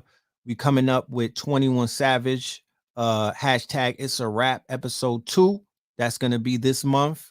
We also looking to do the Red Summer Deluxe as an NFT along with some video premieres. And we're also going to be launching Stream Chasers Academy. That's for everybody out there. Get into them bags, get into the streams. It doesn't matter what stream you are tapping into. Forex, crypto, DeFi. It don't matter. NFTs. It's so many streams out there. The shit just exploded. I remember last year. When we came up, when we were starting up with the Stream Chasers, they did not have that many options to get to the bag. It was like I had trouble finding 20 streams. Dead ass. Now it's about 100 of the streams out there. So Stream Chasers Academy, membership only. You feel me? Subscription-based site. That's coming real soon. We are almost finished with like 85% finished with putting the bricks. It's time to put the doors and the windows on the building and whatnot. And we finna launch that. And then more to announce. We don't want to be all over the place. And you know, we don't want to extend ourselves. We don't want to overload and crash the server. So just look out for those right now. You feel me? But the more to announce, the other announcement, of course, was the e-dating site that we're going to be putting together on YouTube. And like I say, based off of the success on the YouTube, we're going to parlay it into an app and also real world physical meetups, greet-ups, get together, which I think about sip and paint. You know what I'm talking about? How you like sip and paint. What about sip and paint, but you 3D painting with the glasses on? I don't even, let me slow down. Because niggas is definitely out here jacking for beats. I got to slow down. You know what I mean? Got to slow down. So earlier today, right? If shit couldn't get no worse in the NBA, right? We just saw that the players that nobody uses on NBA 2K and whatnot, these niggas done got indicted for insurance fraud. Motherfucking Glenn Davis. What the fuck is going on? Are you serious? Not the big dog. They done snatched up the big dog. So 18 former NBA players are arrested by federal authorities in alleged healthcare scam. I ain't never seen no shit like this. Has anybody ever seen anything like this? Huh? Where they took down 18 players? God damn it. Are they going to remove them from NBA 2K? I got to go talk to my son about this. I'm sure he's distraught. Some of his star players. Glenn Big Baby Davis, who won an NBA title with the Celtics, and former high school sensation Sebastian Teflar are among the defendants. This nigga Sebastian can't get a break. He just caught a gun charge. I think he had to deal with a gun charge about a year ago. And now this nigga's gonna be on the motherfucking, he gonna be playing ball with R. Kelly in a minute. The hell? 18 former NBA players were charged with attempting to defraud the NBA's health and welfare benefit plan out of nearly $4 million. God damn it. The defendants include Terrence Williams, Allen Anderson, Anthony Allen, Shannon Brown, William Bynum, Ronald Glenn Big Baby Davis, Christopher Douglas Roberts, Melvin Ely, Jamario Moon, Darius Miles, Milton Palacio, Ruben Patterson, Eddie Robinson, Gregory Smith, Sebastian Telfair, Charles Watson Jr., Anton Wright, and Anthony Rotten. Allen's wife, Desiree Allen, was also named as a defendant. Oh, y'all lowballing. Y'all are lowballing. How you gonna bring wifey into the pokey? God damn it. They each face counts of conspiracy to commit healthcare and wire fraud. By midday Thursday, 16 of the 18 former players have been taken into custody. What the fuck? Somebody said, who is these niggas? Nah, some of them niggas had handles. Stop playing. The defendant's playbook involved fraud and deception. Who do you think these niggas is talking about while they sitting on the bench? Huh? What are you talking about? They trying to catch up. These niggas are trying to catch up to Russell Westbrook's, they trying to get his stylist and whatnot. These niggas are trying to catch up to they trying to buy them some motherfucking some LeBrons and shit. They gotta get, I guess everybody's scamming these days. They seen the fraud niggas in the clubs popping bottles. They seen all the scammers winning in Miami with the rentals and whatnot. They thought that they could follow them. You know what I mean? These niggas want to live a yacht life. So I guess this is what they get. So the attorney for the Southern District of New York, the Southern District is nabbing everybody. Stay out the fucking Southern District, all of you criminals, my nigga. This is not the time for that. They out there sniping everybody. They caught Giuliani. They after Trump. I mean, who didn't they take down? Strauss said that Williams, 34, a Seattle native who spent 4 seasons in the NBA, was the scheme's linchpin. That means he was the leader. Submitting false claims to the league's healthcare plan. He was accused of supplying fake invoices to support the fraudulent claims in exchange for kickback payments that totaled at least 230 racks. Prosecutors alleged that when one player didn't pay Williams, he called the co-defendant pretending to be a plan administrator and said that there was a problem with the claim. Strauss said that what hope was to frighten the player into re-engaging with Williams, who was also hit with an aggravated identity theft charge in connection with the call. Shit. In total, the defendant submitted $3.9 million in fake claims and $2.5 million was paid out. The scheme was uncovered in part because of the sloppy work of the defendant, sloppy paperwork. For example, Smith, who played with the Houston Rockets, submitted claims for IV sedation and root canal and crowns that he alleged to have received during a December 20, 2018 dental procedure in Beverly Hills. Travel records, email, and publicly available box scores showed that he was playing professional basketball in Taiwan that week and did not receive root canals in Beverly Hills as presented in the claim form he submitted. To this day. What are you doing, nigga? To this day. That's sloppy. At the time, Smith was in Taiwan's Super Basketball League, and he scored 11 points for Bank of Taiwan the next day in an 84-76 loss to who? I don't know. The several players didn't bother comparing notes to see whether they were raising red flags by putting in for the exact same dental procedures on the same days. For example, Davis, Allen, and Rotten filed for root canals, all supposedly performed on the same 6 teeth on April 30th, 2016. They need a scammers masters class, because where's the Nigerians at? You know what I'm talking about? Where's the Nigerians at? Like, get the Nigerians on the phone. We need a scammers master class. They need a scammers academy. You know what I'm talking about? They should have been down with Stream Chasers. They would have been able to flip some of that money that they was making sitting on the bench and whatnot, and been able that you wouldn't have to get into fraud. You know what I'm saying? You wouldn't have to get into this fraud life. You feel me? Obviously, they're not getting the type of money that they were supposed to. They chasing that. I don't know what's going on. What if these niggas had Bitcoin and whatnot? They wouldn't have to do none of that.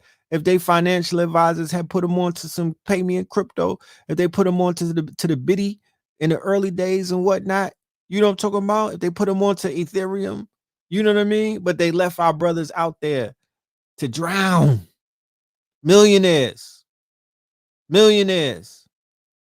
And there's brothers in the hood that's hundredaires, not even thousandaires. Niggas is hundredaires, and they're learning how to pimp the system. They're learning how to work the financial system. They out here day trading. They got the DeFi shit popping. They sitting on crypto. They yield farming. They doing all kind of shit. They're not scamming. They getting to the motherfucking bag. Young niggas. While they on Twitch, you know what I mean? While playing NBA 2K, you know what I'm saying? While playing the NBA games, they get into the bag.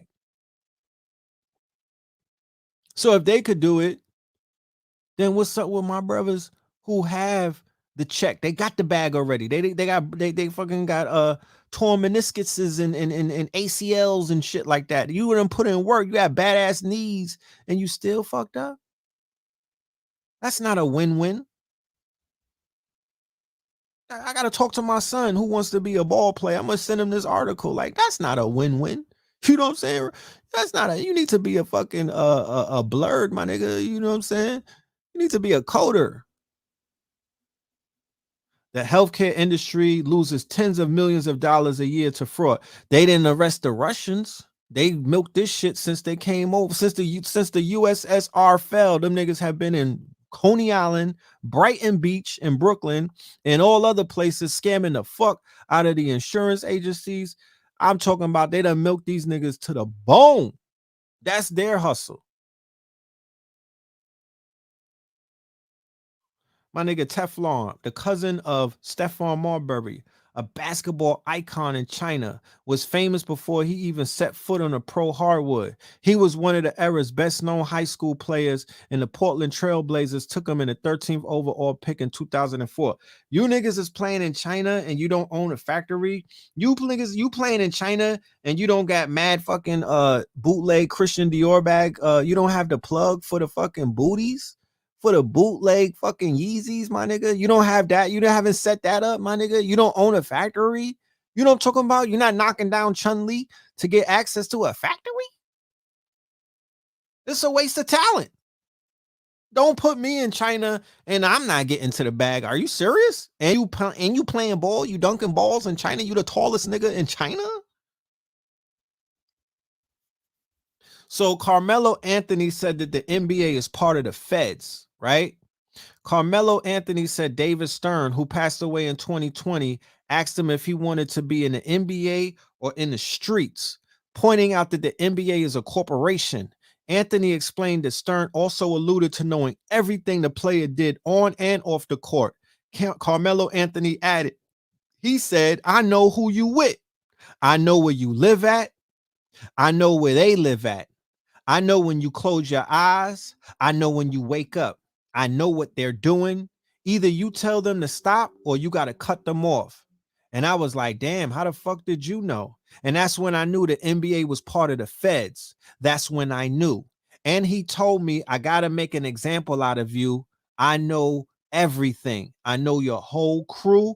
I know who's doing what. In an interview with $1 Million Worth of Game podcast, Carmelo Anthony opened up about his experience in the NBA and how quickly he learned everything could be taken away from him. Recalling the consequences of the 2006 brawl at the Garden between the Denver Nuggets and the New York Knicks, Anthony said, David Stern suspends me out of everybody, 15 games. Everybody else got like 6 games, 7 games, shit like that.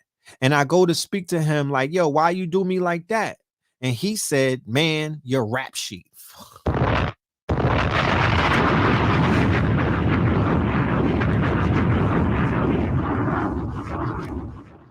Your rap sheet.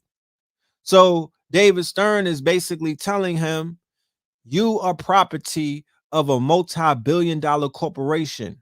All you niggas is under surveillance. We have contacts with federal surveillance agencies. Why wouldn't they work with the goddamn NBA? It's in their interest it's not, it don't even got to be the FBI. There's 17 intelligence agencies out there. It's not just the FBI. You know what I'm talking about?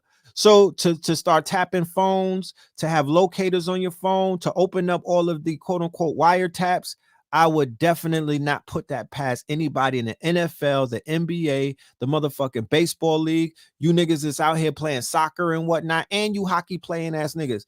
They're watching you. They're following you. They know what money is, where your money is being spent. They know what kind of hotep niggas you niggas are frolicking around. I know they on Kyrie Irving's ass cheeks. Pause. You know what I mean? I know they are on his ass. Pause.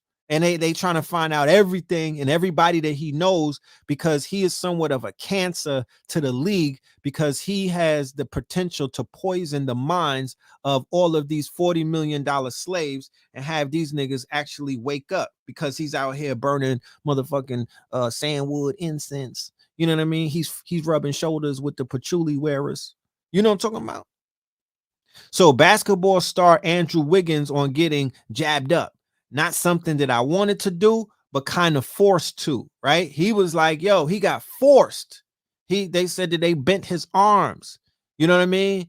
These niggas are not the resistance. They tried to resist, but they folding all of them up and whatnot. So he got stabbed up, right? But not only did he get stabbed up, nigga, Iron Mike got stabbed up.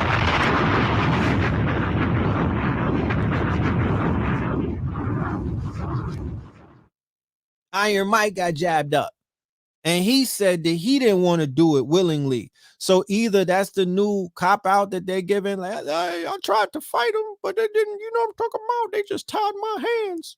You know, either that's the new cop out, right? That's the new way to cop out and just, you know, kind of wash your hands and be like, you can't blame me, or people's camps and whatnot. And because of the fact that you attached to the bag and you got to go overseas and you just not on some virtual shit, you're like, yo, I didn't put money to set up. You know, you really got to be gung-ho and be like, I'm setting up a whole type of operations to whereas I could get the bag from my studio. I could get the bag from my quote unquote compound. I could get the bag. You got to come and fly and see me. I'm not flying to see you. You know what I'm saying? They don't have it set up like that. They haven't said it. They still trying to go back to the old norm when we've been said that there is no more old norm. The old norm died March 13th, 2020. It's over, nigga. We in a new fucking world. There is no going back to normal. So they rocking niggas to sleep. Let's go back to the old norm. There is no old normal. I promise you, the old normal, you give him his flowers, bid that farewell. It's done. This is a new unnormal. Mike Tyson said, I didn't do it willingly. I'm a little apprehensive of that. I was pretty much beaten into submission to do this because I travel internationally. And if I don't travel, we don't eat. So I decided to take the risk and take the boot.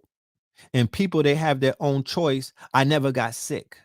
Tyson at 55 said he thinks he might have had the thing at one point because I was coughing a lot and I was in this place with a lot of people the whole day. I was coughing, throwing up water. I was so dehydrated. So here we go.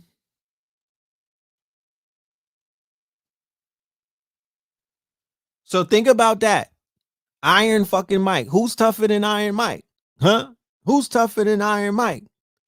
If Iron Mike was like, they twisted my arm, then what fight do you have, little nigga? You? To this day. What fight do you have? To this day. Don't let Deontay get knocked out. That's our last hope. What fight do you have? So subliminally, there's shit going on in subliminal in your subliminal consciousness. You know what I'm saying? Underneath the hood, there's a little nigga in Inception. They're planning ideas on 3 levels and whatnot. There's a little nigga inside of your head like, look, nigga, if Mike couldn't fight him, how would it make you think that you can? That's if you don't, you know, I'm just saying. So here we go. I already knew it when I watched the Netflix special. It was me and my whiz, and I was understand what this closure is, because they're not saying it. If you haven't watched it, they're not telling the public what the fuck this special was about. The special was an hour and change. Dave Chappelle spent the whole hour and change talking about the alphabet community. Understand what this was. He didn't talk about nothing else. They took a little snippet of the whole baby thing and was like, oh, he was saying that the baby got canceled. And if he didn't get canceled for killing a man in Walmart, then why the hell would he get canceled for saying what he said? I'm just saying, just, just for the records, allegedly he was defending himself from somebody that was trying to get at him, and he was with wifey and a little one. And if anybody ever been in Walmart with the family, the immediate family, oh man, if somebody even skips you in line, if somebody acts stupid, you know how you be seeing them videos where a nigga will throw something at somebody and then quickly turn around, or they'll throw some shit over the fucking aisle and it'll splash on a person. I'm catching a body for that. Like, I don't know about you, but when you in Walmart, my nigga, it's like, no, any type of violation, nigga, I'm choosing violence. You know what I'm saying? So the baby caught a body before he got on, right? Let's be clear. He didn't catch a body when he was on. He caught a body, and the body put him on. I started hearing about the nigga because he caught a body. And then he beat the dude up in the Louis store, and he was out of here after that. And that guy is dead now. He died later on down the line. You know what I mean? So they cut a clip out and made it seem like he just addressed the community in the clip. When I watched the special, the nigga talked about he dog walked these niggas the whole he didn't let up off of them. He dog walked the LGBT community the entire hour in fucking 30 minutes. Okay? And he said it. He was like, I'm going in. I'm not finished. The name of it is called The Closer. David the Closer, not Tony the Closer, David the Closer, right? So he's closing out his deal with Netflix, which I'm assuming is a very heavy LGBT network. I'm sure that because when you look at what they promote on their channel and their platform, they are down with the agenda. They are down with the agenda. You know what I mean? Let's be very clear. I'm sure if any one of us was to go into Netflix headquarters, dress head to toe in some fucking mauve, you know what I mean? With some fucking with some penny loafers with no socks, niggas would try to get at you. You know what I'm talking about? Niggas would definitely try to get at you. So I'm like, damn, the way that he backed out, the way that he closed out, the way that he basically, it ain't how you start the race, it's how you finish it. Niggas is talking about, do you think Dave Chappelle is a clone? He's the best fucking clone that I've seen in a long time, my nigga. What you talk about? Oh, I miss Dave Chappelle from the Dave Chappelle show. Yeah, that's your problem. You miss Michael Jackson from Off the Wall. You wouldn't accept the fucking Thriller version of him. Niggas change. What are you talking about? If you want to hear the old Jay-Z, what did Nas say? If you want to hear the old Nas, go back and listen to him. That's how you hear the old Nas. You niggas always want I want that old thing back. And it don't work like that. People are in a butterfly phase. Niggas are changing these days. So let that man grow. Oh, Dave Chappelle gained weight. He's a clone. He used to be skinny and famished. You know what I'm saying? No, this nigga took a break and started eating carbs. What are you talking about? He lives on a farm with an Asian chick. He was eating noodles, nigga, and working out. Nobody can do that. You niggas want skinny Dave? You want skinny Dave? No, Dave is on the front lines, champion a motherfucker who could let his nuts hang and giving the middle finger to cancel culture, this motherfucking threatening cancel culture vultures that are threatening to shut you niggas the fuck up. Case in point, we can't even say certain things on YouTube anymore. We can't speak freely on YouTube anymore. Niggas is at work. You got people of all kind of play. They disrespecting you in your face. In your corporate America, Giggington and whatnot. You got niggas winking at you. You got people really out of line. You know what I mean? You got Karens and Becky's talking crazy to you. You can't say nothing because you're scared of getting canceled. This PC culture with all of these niggas with this thin ass skin and whatnot, where everybody's in their fucking feelings. right? But they're the most toxic people on the planet. A cesspool of toxicness on that side, but you can't say nothing. And they always in they feeling, no, fuck out of here. Fuck, I come from the 80s, my nigga. Like, we shoot our shit. You know what I mean? We gonna shoot the dozens. Everybody is gonna get made fun of. And it's not bullying, and it's not being impervious to people's fuck your feelings. You feel me? Fuck your feelings. How you gonna tell a black man the shit that I've been through? Fuck your feelings, because I'm not running around trying to get a fucking pity party. That was Black Lives Matter, and these niggas with these oversized calf muscles that was marching everywhere. That's them niggas that's capping. We don't fuck out of here. There's no pity party over here. We take our scrapes and wounds, we lick them, you know what I mean, and we keep it moving. We don't want your sympathy. We don't want you to drink our tears. When in Rome, move like a warlock, a Carthaginian. When in Rome, you gotta get on your Hannibal shit. To this day. To this day, nigga. To this day. You better be wilder than Deontay, nigga. When in Rome, or they gonna walk all over you. It's not like you could just be peaceful and fucking meek and whatnot, and somebody's not gonna step on your neck in this world that we live in. No, if you become peaceful and meek and all humble and monk-like and whatnot, niggas is running up under that robe and whatnot. They're gonna treat you like a doormat.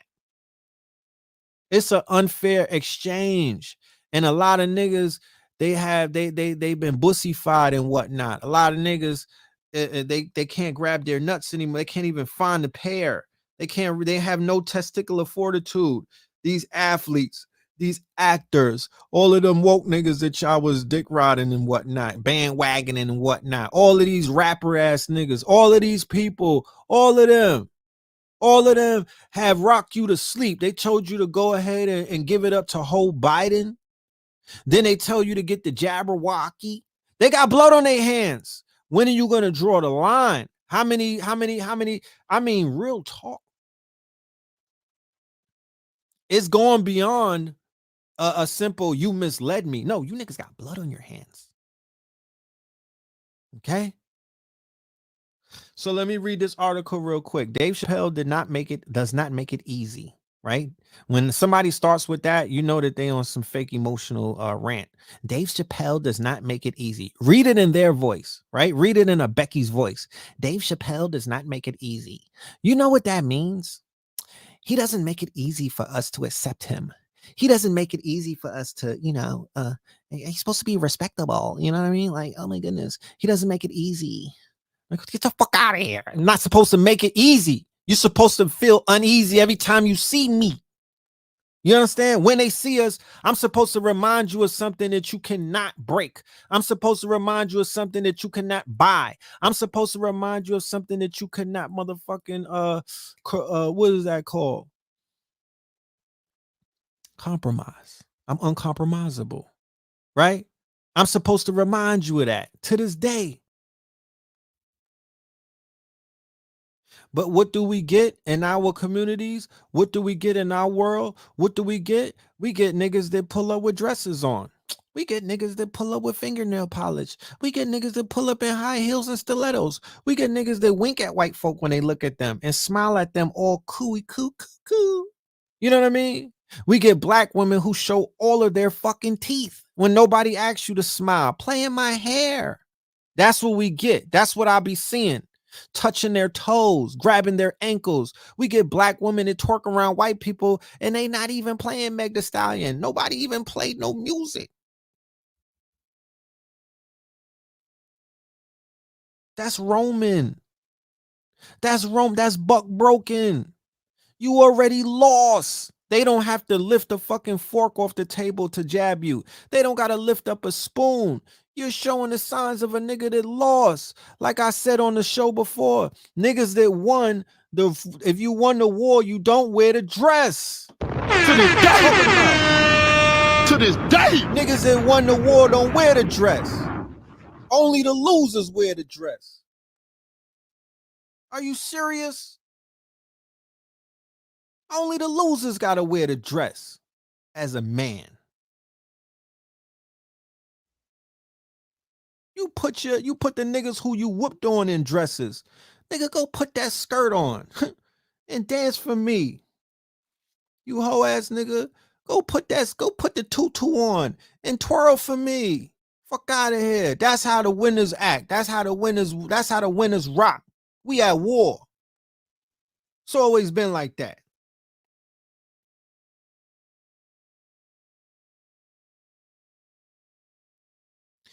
He is one of the most brilliant stand-up comics in the business. Here comes the backhand jabs.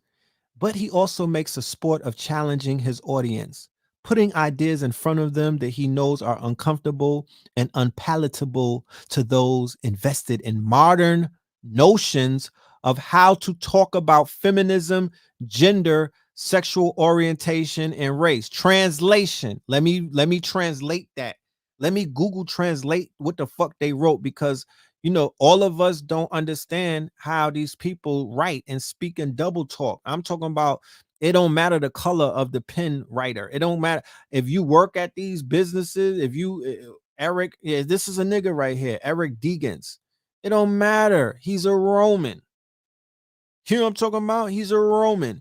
He's writing from the perspective of the people who have him under their fucking deodorant. You know what I mean? He's a son. He's a do boy. He's doing the deed for these people and being their mouthpiece, because they don't have the testicular fortitude. They're not bold enough to say it. And they know if a white man was to rally against Dave Chappelle, it would people would be like, sit the fuck down. But he's saying that he doesn't know, right? He puts ideas, right? Because remember, this is about this whole war, a culture war.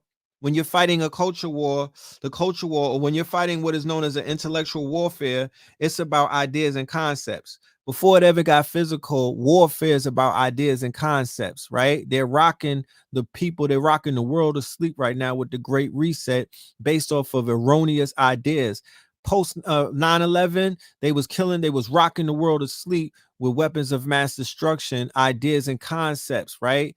That somebody was out to get you, that there was an immediate threat and whatnot that had to be dealt with immediately. You niggas laced up your motherfucking you laced up your boots and whatnot, your Doc Martens, you put on your fatigues, and you hopped out of planes in parachutes, and you went and killed mad innocent people in the Middle East in the name of a motherfucking lie of ideas and concepts that really translated to a crusade that was pushed by George Bush, Dick Cheney, Donald Rumsfeld, and all of those quote unquote war criminals, Condoleezza Rice, Colin Bowles.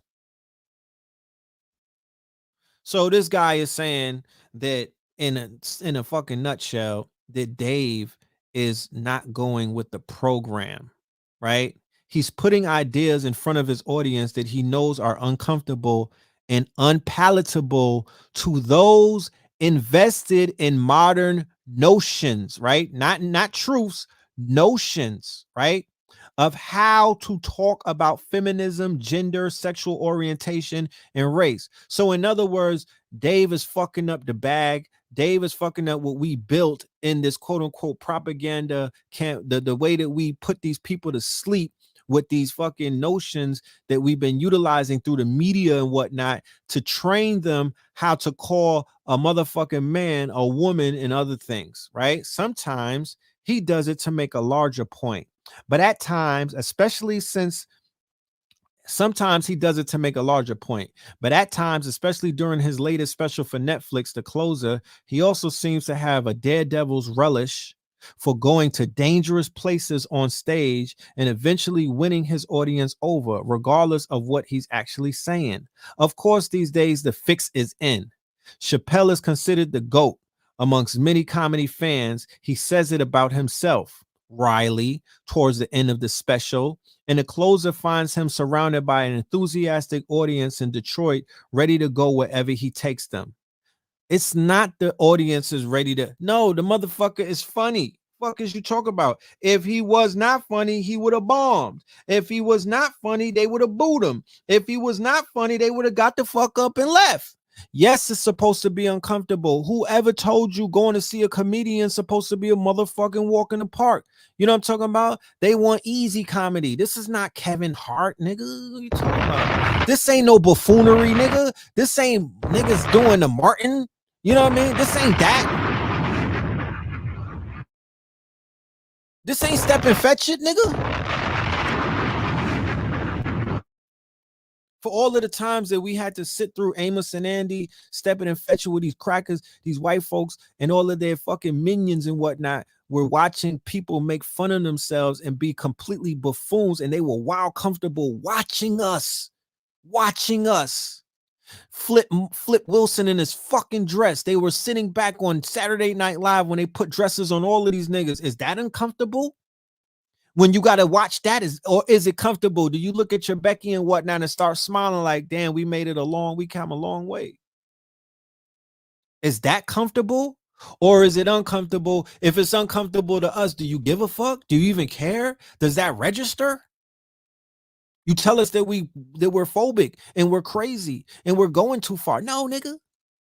This is not supposed to be Richard Pryor was uncomfortable. Paul Mooney made you niggas uncomfortable. I'm talking about coons. I'm talking about the mayonnaise section. I'm talking about Neanderthals. I'm talking about everybody who is on some Roman shit. They made you uncomfortable by putting up a motherfucking mirror to show you how hypocritical you niggas was throughout the ages.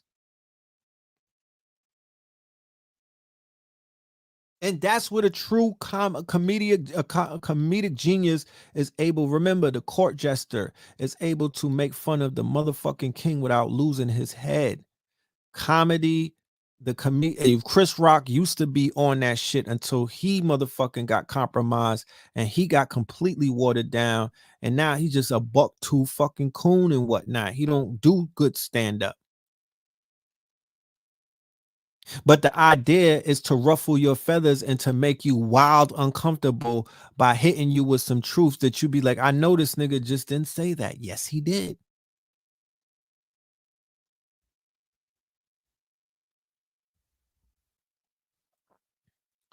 That much is obvious. Early in the special where he talks about the idea for a film centered on ancient look at this.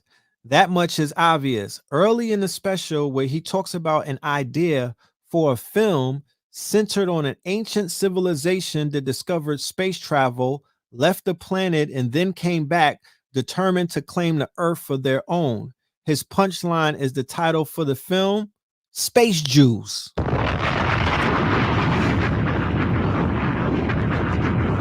So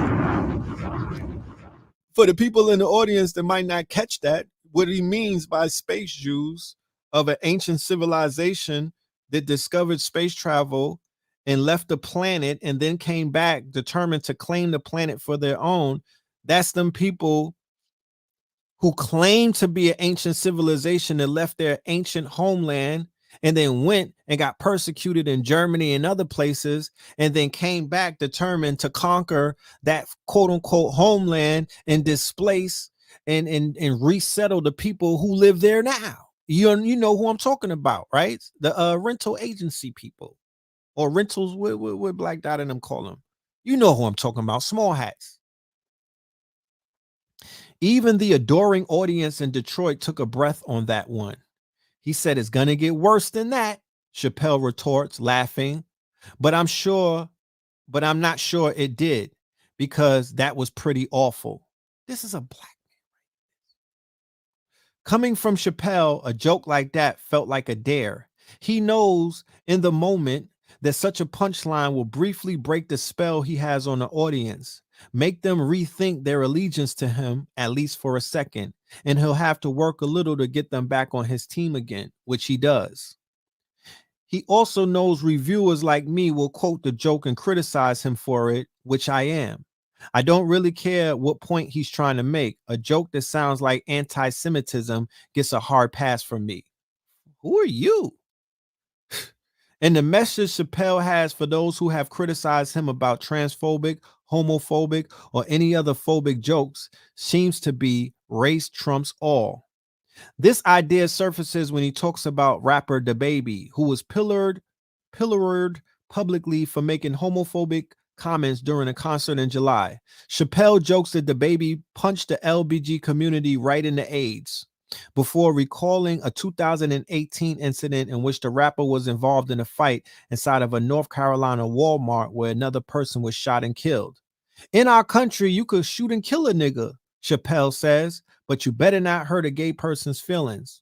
What Chappelle doesn't say is that the baby claimed he was defending himself against two men who tried to rob him and his family in the store. Eventually, he was found guilty of a misdemeanor charge carrying a concealed weapon, though the family of the 19-year-old who died insists the baby started the fight, right? What else is he going to say? You think he's going to say, oh, I killed them niggas because I wanted to? In the closer, Chappelle eventually says he's jealous of the progress the gay rights movement has made in America. If slaves had oil and booty shorts on, we might have been free 100 years sooner.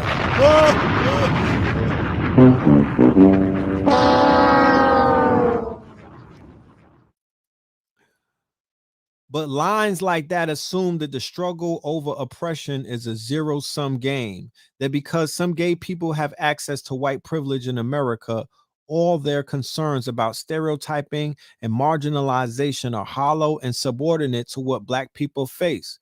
Let me interject. Where's the fucking marches at then? Where's the protest at then? Where's you niggas making noise at then? Because y'all was making a lot of noise, but what the fuck happened? Where'd you go? Where'd you go? They invited you to the Met Gala and other places. They gave you access. They cut a few checks, like how Black Lives Matter got 90 million off of George Floyd's cadaver, his dead body and whatnot. And you niggas went and blew the bag. What are you talking about?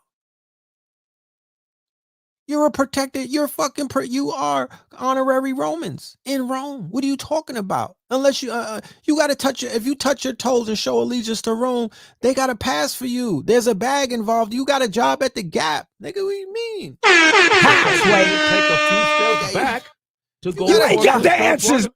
You have a job at the fucking Gap or Banana or any one of these stores waiting for you.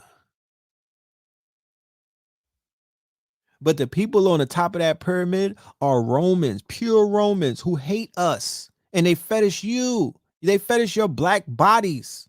You understand? You're a fucking boy toy to them. You know what I'm talking about?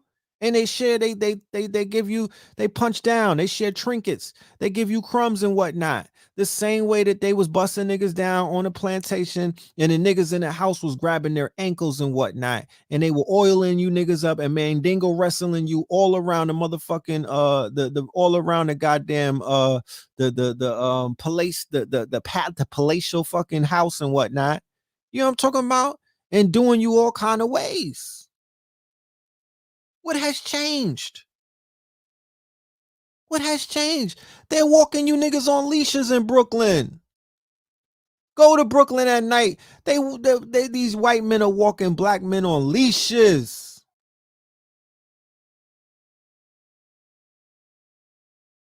Go peeking with some of them fucking bars. These niggas are on leashes.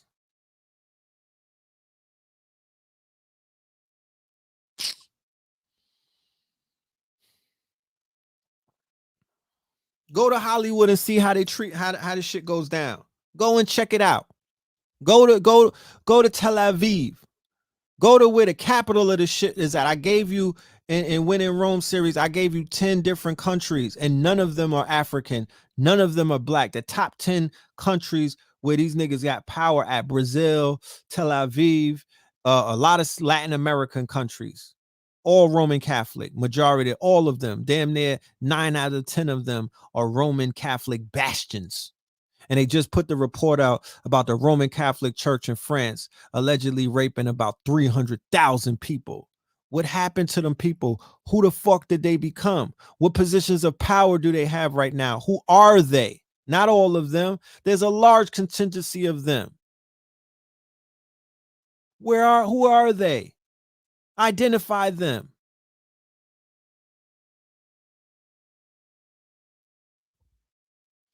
Like I said, it's vampire culture.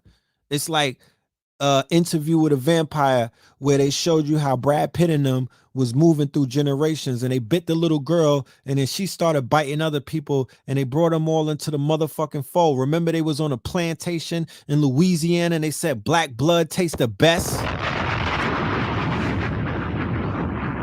Remember that? It's vampire culture. You bite me, I bite somebody else, and they bite another person. That's predator culture. That's what R. Kelly got. He got bit when he was little, and then he started going out and biting other people, like fucking Akasha and Queen of the Dam. Remember when they ate her up, when they were biting her up? You understand? It's the symbology in that.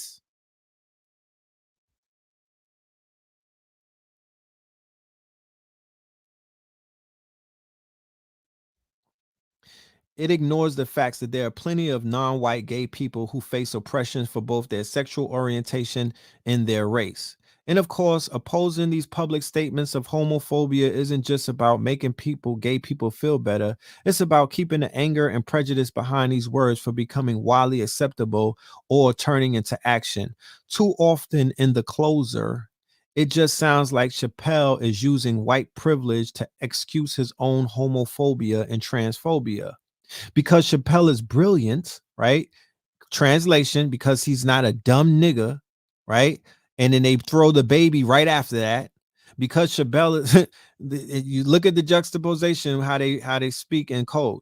Because Chappelle is brilliant, his words about the baby make an important point, right? So if you remember, the baby couldn't make a point about himself. He's not brilliant enough, right? So they know what an artist like the baby, Boozy, and all of them, they don't have the intelligence to play these so quote unquote, they're not public relate, they're not skilled in the English language like that. They're not skilled. They write mumble raps. They're not skilled with their pen to where they could go up against these intellectual people of these communities who beat you down on Twitter with words that you niggas can't even pronounce and don't even know what they mean. You can't follow your fucking, you're getting washed, you're getting canceled, you're getting dragged and whatnot. And half of the time, the people who are setting the attacks up with their pen and whatnot, you're not smart enough to rebuke that. You don't have the rebuttals because you're not sharp like that. Remember, the pen is mightier than the sword, right? You don't hire people from the community who are smarter than you. You don't get with people from the community who could go to war with them with their pen. So you suffer the consequences of being publicly shamed. And then at the end of the day, you still got to turn to a publicist who's usually down with their side to basically bail you out with their pen. Think about that. Because Chappelle is brilliant, his words about the baby make an important point, right? It is sad that more people know about the baby's homophobic comments than his involvement in this deadly encounter. But there is more to the story outside of his simplistic framing, with scenes designed to excuse some pretty hurtful words. Gay people are minorities until they need to be white again, Chappelle says. That's the capper to a different story about his conflict with a white man at a nightclub who called the police. The comic said the man he nearly fought was gay. And yes, we know that calling the police on a black man could mean in a post-George Floyd world. Shut the But if some belligerent jerk were confronting me in a nightclub, I'd probably call the cops regardless of the race of the jerk. And Chappelle refuses to consider this possibility. He goes on to joke that for years he thought the word feminism meant frumpy dykes, and that the Me Too movement was silly because wealthy women in Hollywood didn't fire their agent and uplift women working in the mailroom. That just when he figured out how to nail white people on their racism, some white people changed the game by declaring that they were changing genders. So what he's doing is trying to pull apart a fucking comedy special and sound all fake intellectual, but it's not working, fam. It's a fucking comedy I mean, how many comedy specials do you see anybody try to pull apart and do thought pieces on? You know what I mean? Where are they at? You know, he goes on to say for years that he thought the word feminism meant frumpy dyke. Chappelle recalls how he once asked why it was easier for Caitlyn Jenner to transition in public than for Cassius Clay to change his name to Muhammad Ali.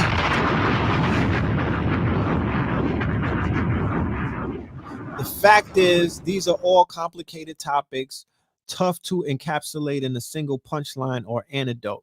And watching Chappelle talk about them is like watching somebody use a chainsaw as a letter opener. Worse, it is obvious during the closer that Chappelle cannot stand dealing with people who confront him over his more controversial jokes.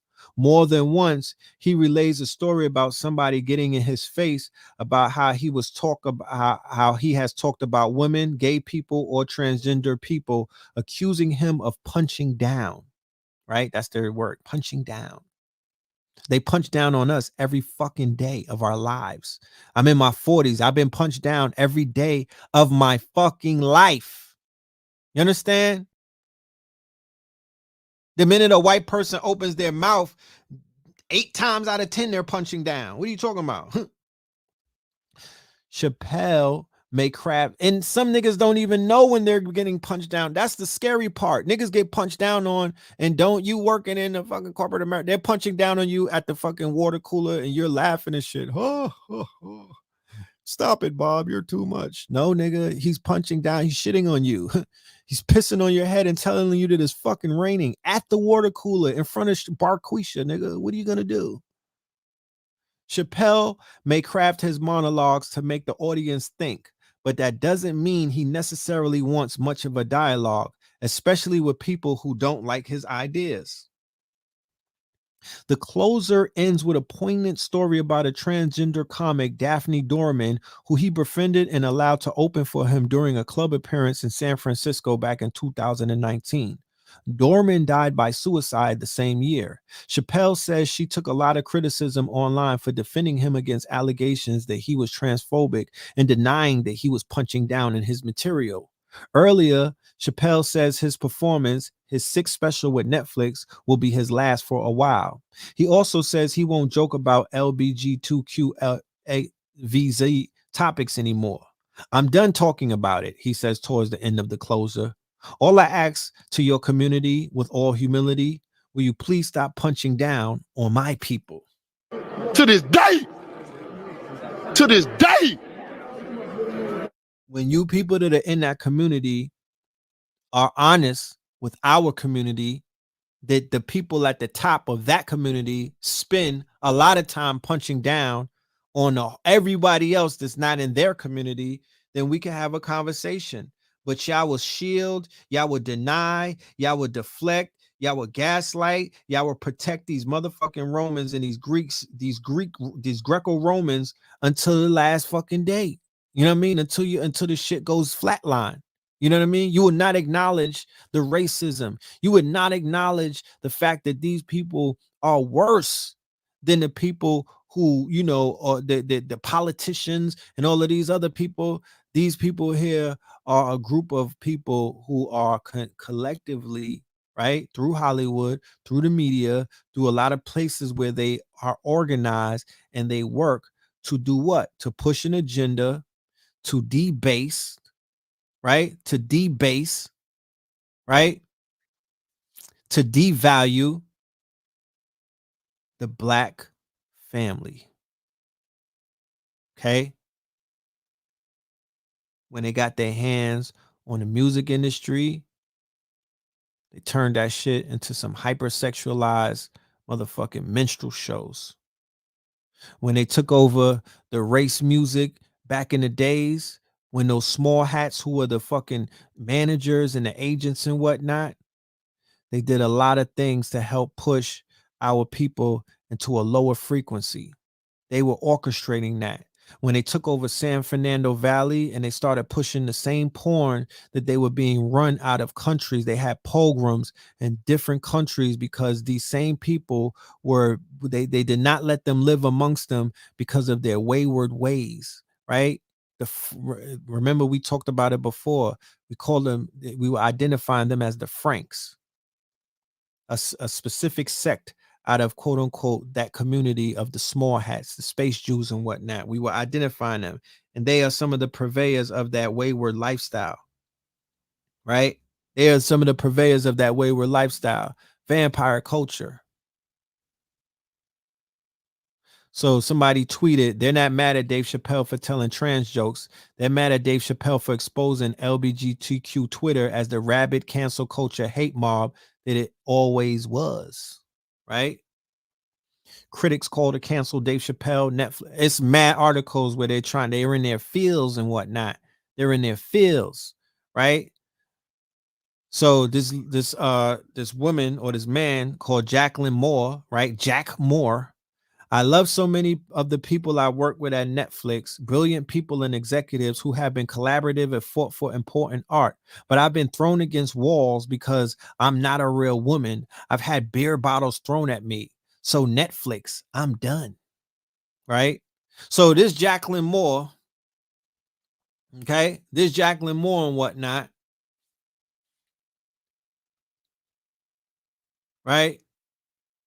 We're going to point out who Jacqueline Moore is in a minute. So look at this screenshot for anybody who saw the show or anybody that's going to see the show after you hear this. Look for these two white chicks in the audience. They're right in the fucking front, right? Two bobblehead white chicks, right? They did not fucking laugh at none of this nigga's jokes when he started going in.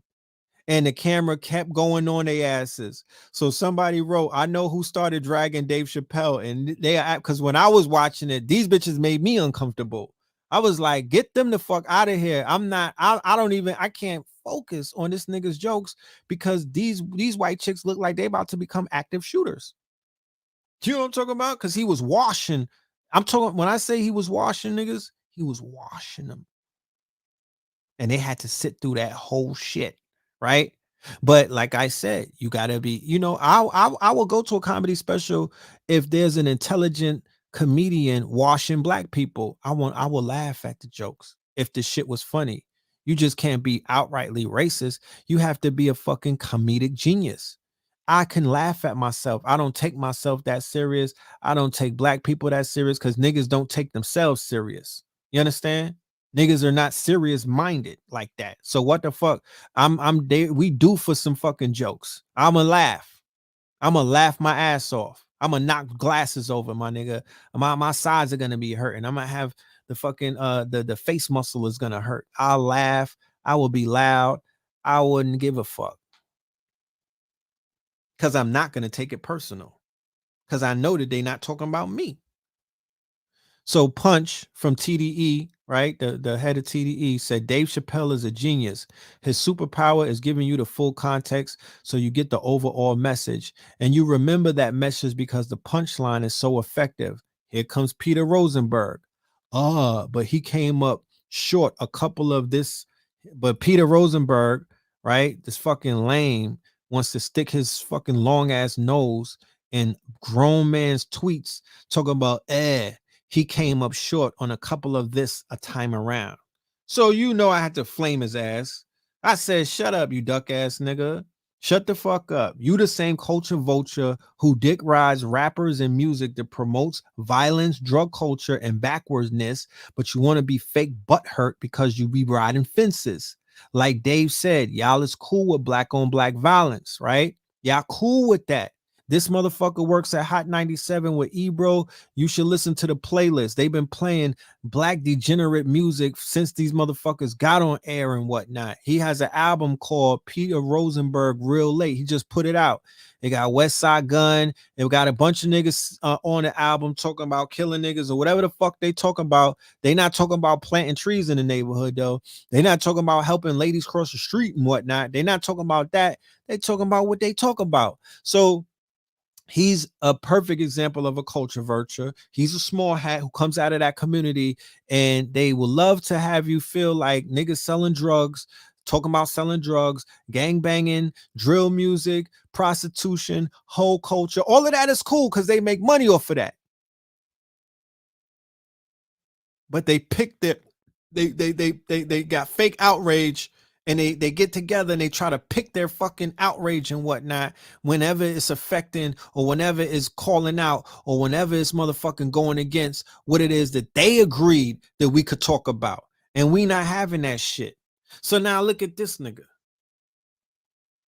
Moore says that she won't be pitching anything to Netflix for the time being. I don't know what it will take for me to feel comfortable in changing that. I know that it will take some action. So I told the bitch, thank you. Because this is the executive producer. She said, I told the story of my transition for Netflix and most Pride Week. It's a network that's been my home on Dear White People. I loved working there.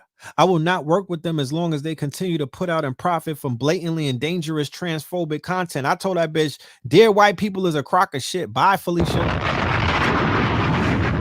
Out of here. Kick rocks. Look mad crazy. You know what I'm talking about? Dear White People. So I knew that when I watched this piece of shit, I knew that there was something behind the fucking scenes. Whenever you watch any of these black shows and they got some weird shit going on and there's an agenda, go and do the research on the executive producers. Go and do the research on the directors, because 9 times out of the 10, it's somebody that don't look like us. And now it's one of these niggas like the Wachowski brothers who turned into the sisters and whatnot. Like when you watch The Shy and you know that the Lena chick is behind it, or the shit that they put on Amazon, or all of that horror trauma porn where they're depicting our people. Yeah, it's usually them behind the fucking thing. You know what I mean? Tyler Perry's greatest fucking hits and all of that. Everybody that comes out of his camp, because he has a fucking he has a goddamn a cottage industry in Atlanta putting out nothing but bad content all over BET. He's just flooding shit with all kind of fuckery, and he's putting his people on. The Billy Porters of the world, the Lena Wraiths or whatever her name is. All of these people are now taking over the Hollywood market and whatnot. So the next fucking 20 to 30 years of our stories are going to be heavily steeped in fuckboy agendas. You know what I mean? In intersectionality.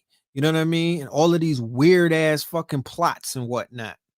And we haven't, and I'm only saying that because they skipped past the period of showing us as enlightened people. They completely jumped over telling great fucking stories like a Marcus Garvey story or an Elijah or a Noble Drew Ali. They skipped past all of that. They jumped right from fucking the whole gangster rap and the drug dealer movies and the fucking revival of the on broadcast TV. There's like 10 shows about niggas selling crack in the 80s.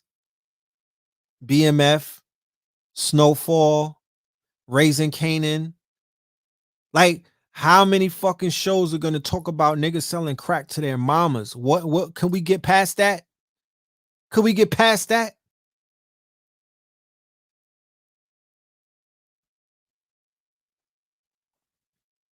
Dear White People is straight trash. Straight like that. Straight trash.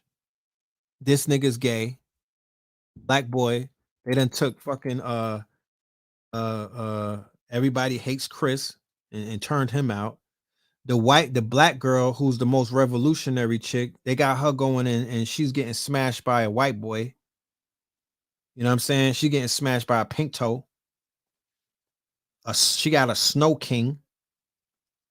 Like, the whole shit is trash. I couldn't even get past the first. I'd seen season 1. I was like, garbage. Protest. Boycott. I'm not watching this. You gotta watch what you eat. I'm not eating this. Fuck out of here.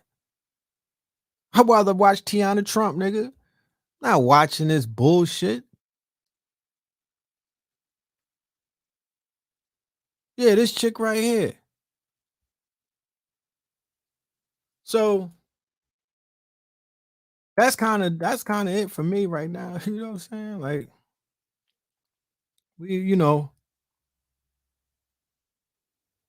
shit is crazy, as you know. I'm calling bullshit on all of that Dave Chappelle hate. You can't cancel the motherfucking GOAT. You know what I mean? You can't cancel. He could cancel himself. You know what I'm saying? Can't cancel him. So get it out of your minds. You niggas could be mad until your face hurts. It doesn't matter. You know what I'm saying? And it is what it is. And I hope that we don't have this conversation anymore. But I highly suggest that if you want some good laughs, right? Like I said, we not, learn to laugh at yourself a little bit. You know what I mean? Niggas be taking everything serious. Nah, fuck that. Niggas went through blackface. Niggas went through step and fetch it. Niggas went through all kind of shit. Birth of a nation. We went through the worst shit, and we still here. So you mean to tell me y'all mad because he makes jokes about your community? And like I said, the jokes are intelligent. He's not even being heartless. It's not even being heartless. But what he is doing is he's making you think, and he's getting underneath your skin because you niggas are too comfortable at the end of the day. And everybody's running around feeling like they're all powerful and nobody could question them when everybody is being questioned. Everybody is being questioned. Everybody's under scrutiny. Everybody is underneath the microscope. We need to make this the mandatory. Motherfuckers, you can't even question people in white coats anymore. You can't question the popo no more. Blue lives matter. All lives. You can't question the politicians. You can't question them anymore. You can't question the Roman senators. You can't question the elites. You can't question niggas on Hollywood. You try to go after one of these rappers and whatnot.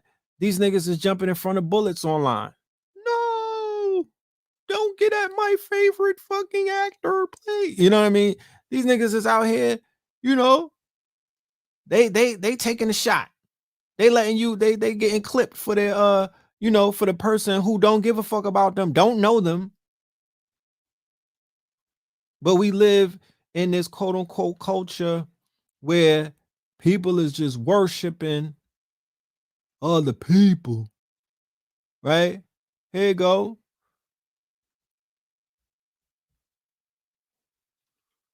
This shit right here. You got valid criticism, right? Valid criticism about a nigga. But then one of these weird niggas, right, online, want to jump in front of the shots. They want to jump in front of the shots. So all of y'all gonna get shot. We not gonna stop shooting. You could get it too. You know what I'm talking about? You could get it too. That don't stop nothing. This celebrity culture, this shit is becoming sickening. This cult of personality worship and whatnot, this shit is becoming out of hand, bro. The cult of it's a real cult. It's a real cult. It's in the conscious community as well. It's a whole cult. These are cults all around you. Henceforth, while we were talking about we are in a culture war. We are in a culture war. It's all kind of wars. The wars are for your hearts and your minds. That's what the war is for, the hearts and the minds of the people. They're rocking you to sleep with concepts and ideas. That's how they getting by. But I digress. I hope y'all enjoyed yourself. We have a last word from my brother Mansa Mooks, all of the people who were present for the workshop. Shout out to all of the brothers and sisters on the network who signed up and emailed the brother and whatnot. We had a little delay on getting back to the people, so we're gonna address that. We're gonna talk to the family real quick before we get out of here. All right. Make sure, like I said, y'all hit the like button, hit that Cash App up. You feel me? Hit the subscribe button, especially, and hit the Patreon. We have a lot of people signing up to the Patreon. So therefore, when we hit a certain number, when we hit a certain criteria, then we're going to start going live on that channel and doing some things on that channel and whatnot. You smell me? Sure. Let me open up the floor for the brother. Peace, bro. Peace, fam. Can y'all hear me? Yeah. Can y'all hear the brother? Let me know. Can y'all hear him? You sound good, but I got these headphones on, so I don't know how you sound too good. Okay. What's up with the book club? The book club is coming. I actually talked to Blue and he said he want to get in on that show. All right. Can y'all? Yeah, they said they can hear you. Good. Good. Peace, family. Love and light to y'all. Just wanted to follow up with y'all real quick about the people that's been Instagram messaging and emailing me. I apologize about the delay. No excuses for that at all. I've reached out to almost all of you, but 20 of you. My entire Instagram DMs, I responded to all of you guys and I left you some Zoom times in there that you guys will be able to come hop on some group Zooms, get all your questions answered. The links will be provided to sign up for the Master Freedom Plan. Those dates that I have are October 8th, Friday, which is tomorrow at 5 p.m. Central. 5 p.m. Central, y'all. So if you East Coast, that means if it's 6 p.m. no time, that's 5 p.m. my time. California, you 2 hours. If it's 5 p.m. my time, it'll be 3 p.m. your time. So Friday at 5 p.m. Central, Saturday the 9th at 5 p.m. Central, Monday the 11th at 12 p.m. Central, and Tuesday the 12th at 12 p.m. Central. And then I'll have that same cycle going the next 2 or 3 weeks for any people that's coming in late. Yes, indeed. Yes, indeed. Y'all hear that?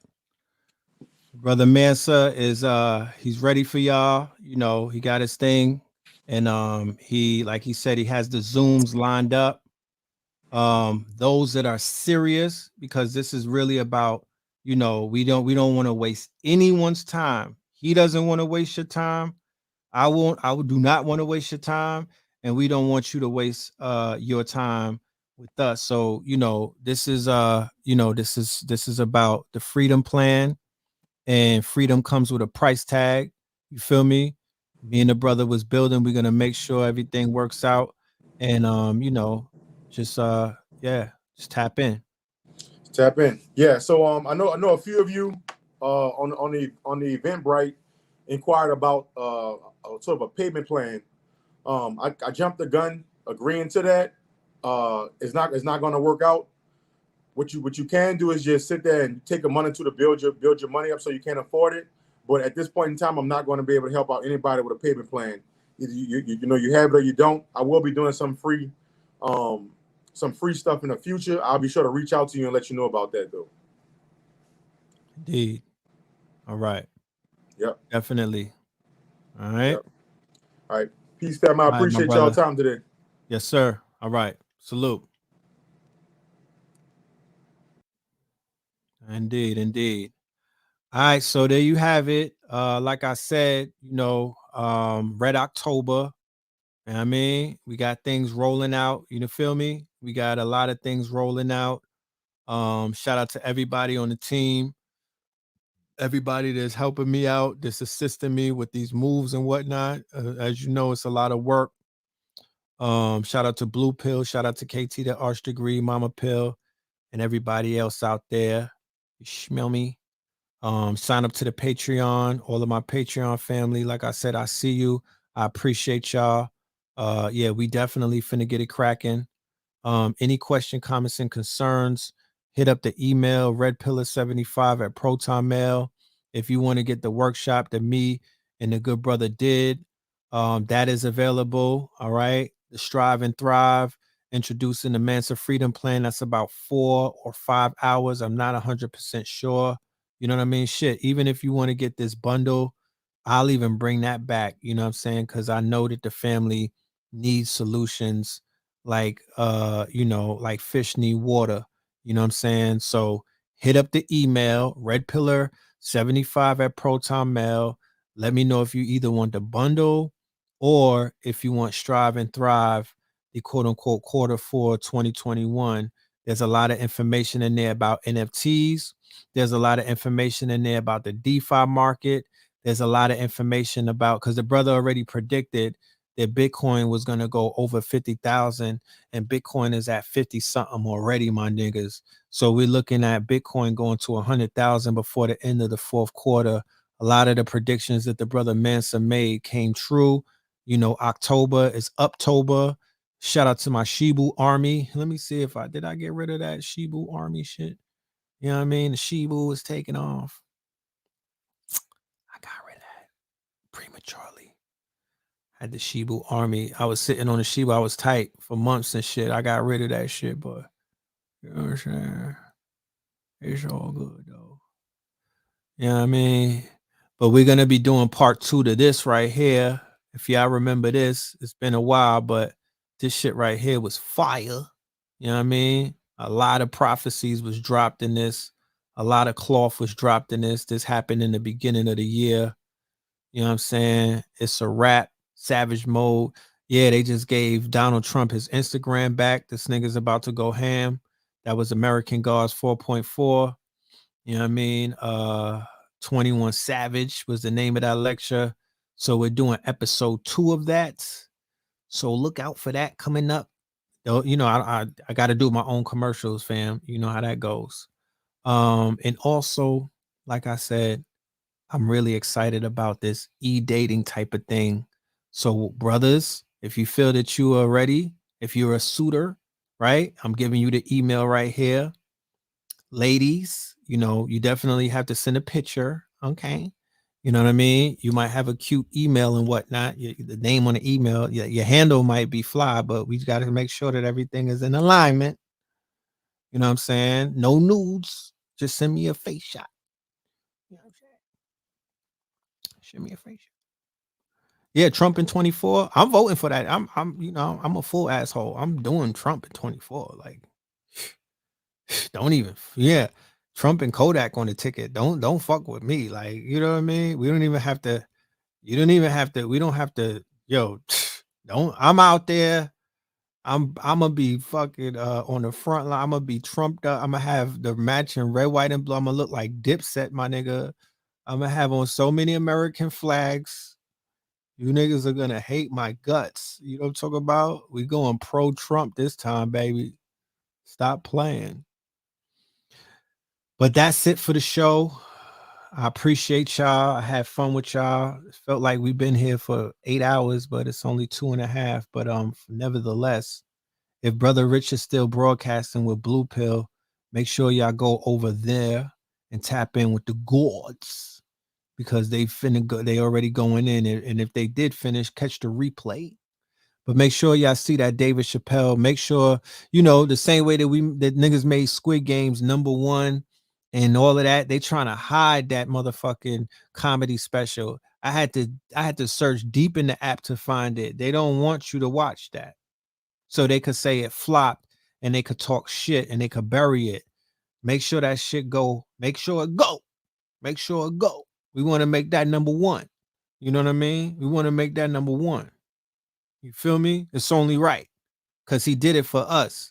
Those of us that refuse to be canceled and do not want somebody policing our motherfucking mouths, because we grown ass people who've been through a lot. So I'm not going to make it this far in life for somebody to tell me what I can say and what I can't say. I'm willing to fucking fight for that. So with that being said, y'all stay dangerous. You know what I mean? And we out. We're going to end it on Cold World. Right? Tell me if y'all can hear this. Wait, not yet. I gotta turn the volume up. To this day. To this day.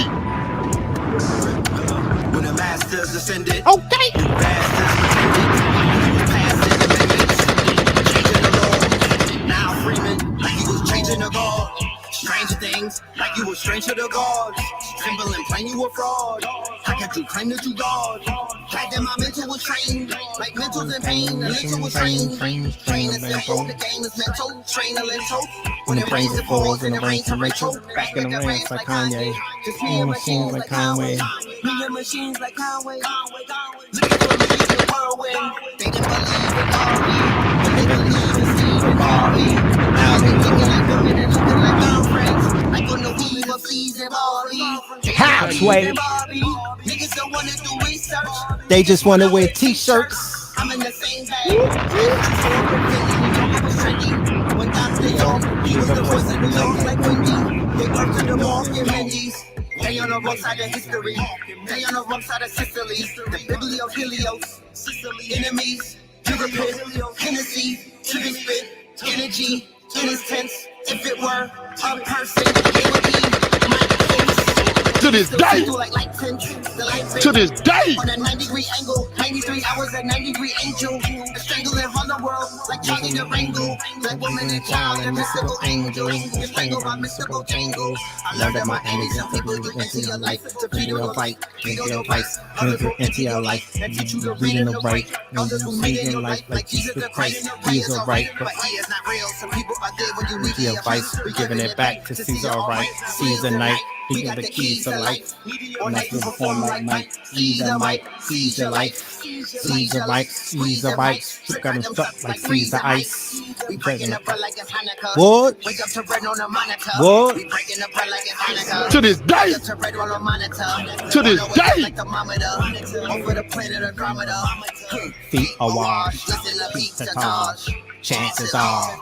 You never dance with the stars. Had all the chances to spar and Zanzibar. My father has many new mansions on Mars. I sailed out in chrome spaceships. Bitch, I bailed out with bone bone bracelets. bracelets. Yeah, I brailled out my own matrix. They say that it's ego, but it's a strong intention. They play with the people, get credit for wrong inventions, long extensions, Empire State Buildings, end of time scenarios. King Kong.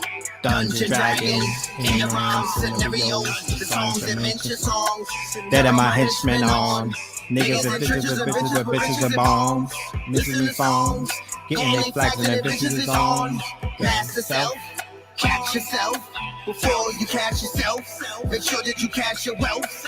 Ask yourself when you detach your belt. If the vibe is off, it's because strides is lost.